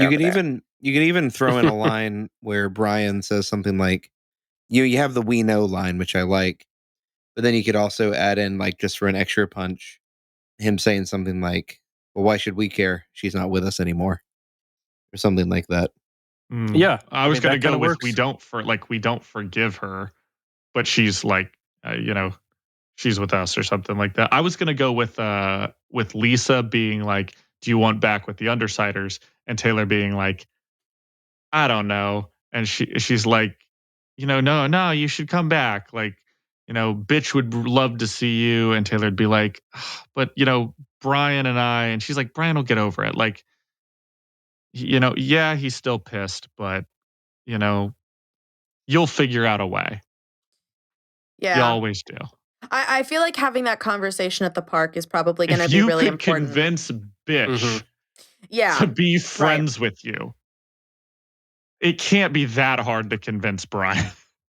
Right. I feel better if they're able to have a conversation. I don't like the idea of leaving the viewer at the end of season 1 like the Undersiders are Rosie and Mary and the only issue is Brian. Like, I'm more on board with like leaving it, like you said earlier, Jacob, leaving it more ambiguous, leaving it more open-ended, kind of the idea of like, well, okay, so she's in with the Undersiders, but like, will they take her back is more of the question than will she try to rejoin the group? Like, okay, well, Taylor's back in, but like, will we be a cohesive group in season 2? And the answer is we don't know. And if you have that scene too, where Brian kind of says something like, or somebody says something to the effect of, she's not really with us anymore. Then you can have that later conversation with Lisa, be like, listen, I think I can get you back in, but I just need to know if you're at all interested. Yeah. Basically saying like, we talked about it, but you can have that conversation kind of play out through Lisa being narrator saying, we talked about it. Everybody's still pissed, but we can't deny that you are a valuable member of our team. I like that. I like that a lot. And then that's where you leave it with Taylor being like, I'll think about it, but kind of obviously hinting yes. And then you have the phone call with Coyle, which is good like as well. She's in. And you can even do a bait and switch with the phone call too, right? Because at the end, Taylor calls, she's in. Everybody is thinking she's calling Brian or somebody like that. And then you have the cut to Coyle end credits, and you're like, okay. Yeah, I like that. You could even have it because we know Tattletale's power too. You could even have her say something like, you could have Taylor say something like, I don't know, I got to think about it, and then walk away. But then Tattletale just says it with such confidence. Smiles. She's in. No, that is the I love intent. that. Yeah, I that love that so much. She says she doesn't know what she's going to do. It's nice to see you. Lisa waits for Taylor to leave and then calls her employer and says, perfect. she's in. Oh, she's in. Yeah. Oh, she's in. And I think that. leaving it maybe with, like Hannah was saying, because I don't feel like, I think I kind of agree that the tension of her essentially wanting to, revealing that she's betrayed the heroes. I don't know. I feel like just resolving it so quickly feels a bit unearned, maybe. And I know that you're saying it's not completely resolved, which I completely understand. But I think from a viewer's mindset, if you have this big conflict and then you throw out, oh yeah, she's still with us, is going to feel resolved, especially if you're not introducing the tension yet until season 2. Right. So that's just my takeaway from that. Mm-hmm. Yeah, that's good. But I think leaving a little bit of ambiguity as to whether or not they even want her back, I think is good though, because I think that's even better than being like, hey, clearly everybody's on your side except Brian. Right. Well, I was gonna say we don't know that though. We don't know that Alec's on the side. We don't know that. Obviously Brian's still upset. Him and Alec were still pissed when they left. We don't know what their state is at the end. Okay. Other than we've got her back for this argument, which is what happens in the book. Which again, I think is the sort of double effect, not the right word, but whatever you want to say it, of the she's in phone call is because again, the audience is expecting resolution with the Undersiders, but that's not what that is. That is a call to her boss. Yeah. Just Coyle being sort of the mastermind here. So there absolutely still is, and I agree, there still should be tension with the Undersiders there. And again, we can sort of shape that with that scene, I think, with the dialogue there to make that more obvious. Because I don't want it to be that she's, number one, that Taylor's even interested in being with the Undersiders. Because we could, for the audience's idea, we could kick off season 2 with her joining the heroes, that she's like, I wanted to be a superhero. I'm going to go on the straight and narrow now. Or I want to be a rogue. Or it makes more sense for her to be a rogue than to try and join up with the heroes for season 2. But, she starts her own group. Yeah. There's she says, I don't know. I'll let you, I'm going to think about it. I'll let you know. At least on her end of that conversation, she doesn't know. She has no feelings, the definite feelings for that. And at the same time, we don't know what the state of the Undersiders even wanting her. All we know is that is that Lisa wants her back. Right. And is trying to convince her. And just to sort of tie it into season 2 as well, just because we've read and already discussed some of those arcs, this does play perfectly into the way season 2 is going to open, because the first time we see Taylor after this arc is from Shadowstalker's point of view when she's spying on her, and she does look like she's a rogue. She's out doing everything by herself, and then of course gets captured. So there's still going to be that that feeling of not knowing where Taylor is exactly where season 2 starts. Yeah. And then, then she is with the Undersiders, and we've got to answer those questions, and we do, that's how you work it from there. But it definitely wouldn't start season 2 with them all back together, planning the next heist. It's there's still tension there. Okay. I feel like if we can nail that tension, then we'll nail the scene. Yeah. And obviously a lot of that depends on acting or voice acting, the way it's presented, scripting, pacing, and all of that. So this is all very theoretical. But I think it's interesting. I think that there's some interesting tension here. I think overall, I'd say I'm okay with a lot of the changes you guys have made. Obviously, adapting text to screen is very difficult. And yeah, I think overall you guys have done a great job of taking these ideas and, putting them together in a cohesive and interesting way. And I look forward to hearing more about what you do with season 2. Yeah. Well, I'm feeling really good about it. It feels good. Yeah. Big things. We move towards season 2. We've got the reveals of Coyle. and his little machinations in the background. Dinah all specifically. Of this, yeah.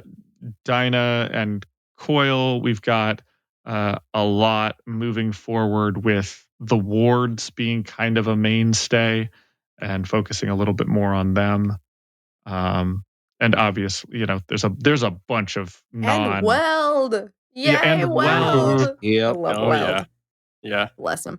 So it's fun moving forward into the things that we've set up here with Coil being our overarching mystery that started here. We're going to have, background mystery of Cauldron, obviously, following the family of New Wave, because, we've had them in half the episodes, in one form or another. Right. And then, I think there's some good setups, some subplots and plots to follow. And of course, the mystery of what's going on with the trigger events. Yeah. Always the mysteries. There's always another level. There's always It's always a bigger fish. Well, this is going to cap off our longest episode of Dissecting Worm. Jeez Louise. Big thanks to Nick and Hannah for dropping in for this episode. We really appreciate the insight, the thoughts, the comments. That was really, really good. I made a ton of notes. I know Allan did as well. Oh, yeah. Definitely going to be looking at a few things, restructuring some stuff, especially early on. So, yeah, a lot of good insight there. Thanks to Michael, as always, for chiming in and thanks to you guys, too. You and Jacob and Allan, you guys have done such a good job with breaking apart this story and reshaping it into something adaptable. And you guys are great. You guys are doing real good. Mm-hmm. Well, thanks. You're both cute. We try. You're both incredibly good looking. Stop. Thanks, Beyonce. I think you're cute too. And you, the fans, let us know. As always. Tell us. Now that you've heard it all in one long episode, what you think, what you love and hate, and what you suggest. And thanks so much. And if you're a Patreon, we might even listen to you. No, we'll listen to all of you, I promise. Tune in for the bonus episode on Patreon where we do season 1 Smash or Pass. And we skip all the minors. A theoretical combining characters together in ships and how that would go. We're gonna put their pictures into ChatGPT and see what their babies would look like. Oh no! Yeah. Okay. If you want to see the shipping episodes and the ChatGPT baby episodes, remember to write that down. Comment that on Patreon. Don't do that. $10 tier. The silver tier. Like I said, we get enough of those. We might even make we that also episode. have Gru feet pics. So no, what is happening? We like to call them our meet and greet. I signed up for. This is what happens after you podcast for 3 hours straight. Post-production, Michael here. None of this very strange Patreon content exists. Unless you want it, let us know. Jeez, okay. Anyway, stay tuned for... I was going to say, find us on our socials. Find us at Brockton Bay BC on all platforms. And the link is in our description. Carry on, Jacob. No, thank you, Michael. That was perfect. Catch us. Stay tuned for the next episodes of both the Brockton Bay Book Club and Dissecting Worm. We're going back into our regular scheduled programming, arc by arc. It's going to be a lot of fun. We're deep into season 2 at this point, so stick around. It's going to be a good time. Michael, would you do us the honors of playing us out? Yes, I can. Thank you so much for listening. Read along with us at parahumans.wordpress.com. We'd love to hear your thoughts. What did you love? What did you hate? Anything you think we missed, etc., as long as it's kind. If you'd like to get in touch, you can find us on Twitter, Threads, Instagram, TikTok, and Reddit at Brocktonbaybc, or click the link in the description.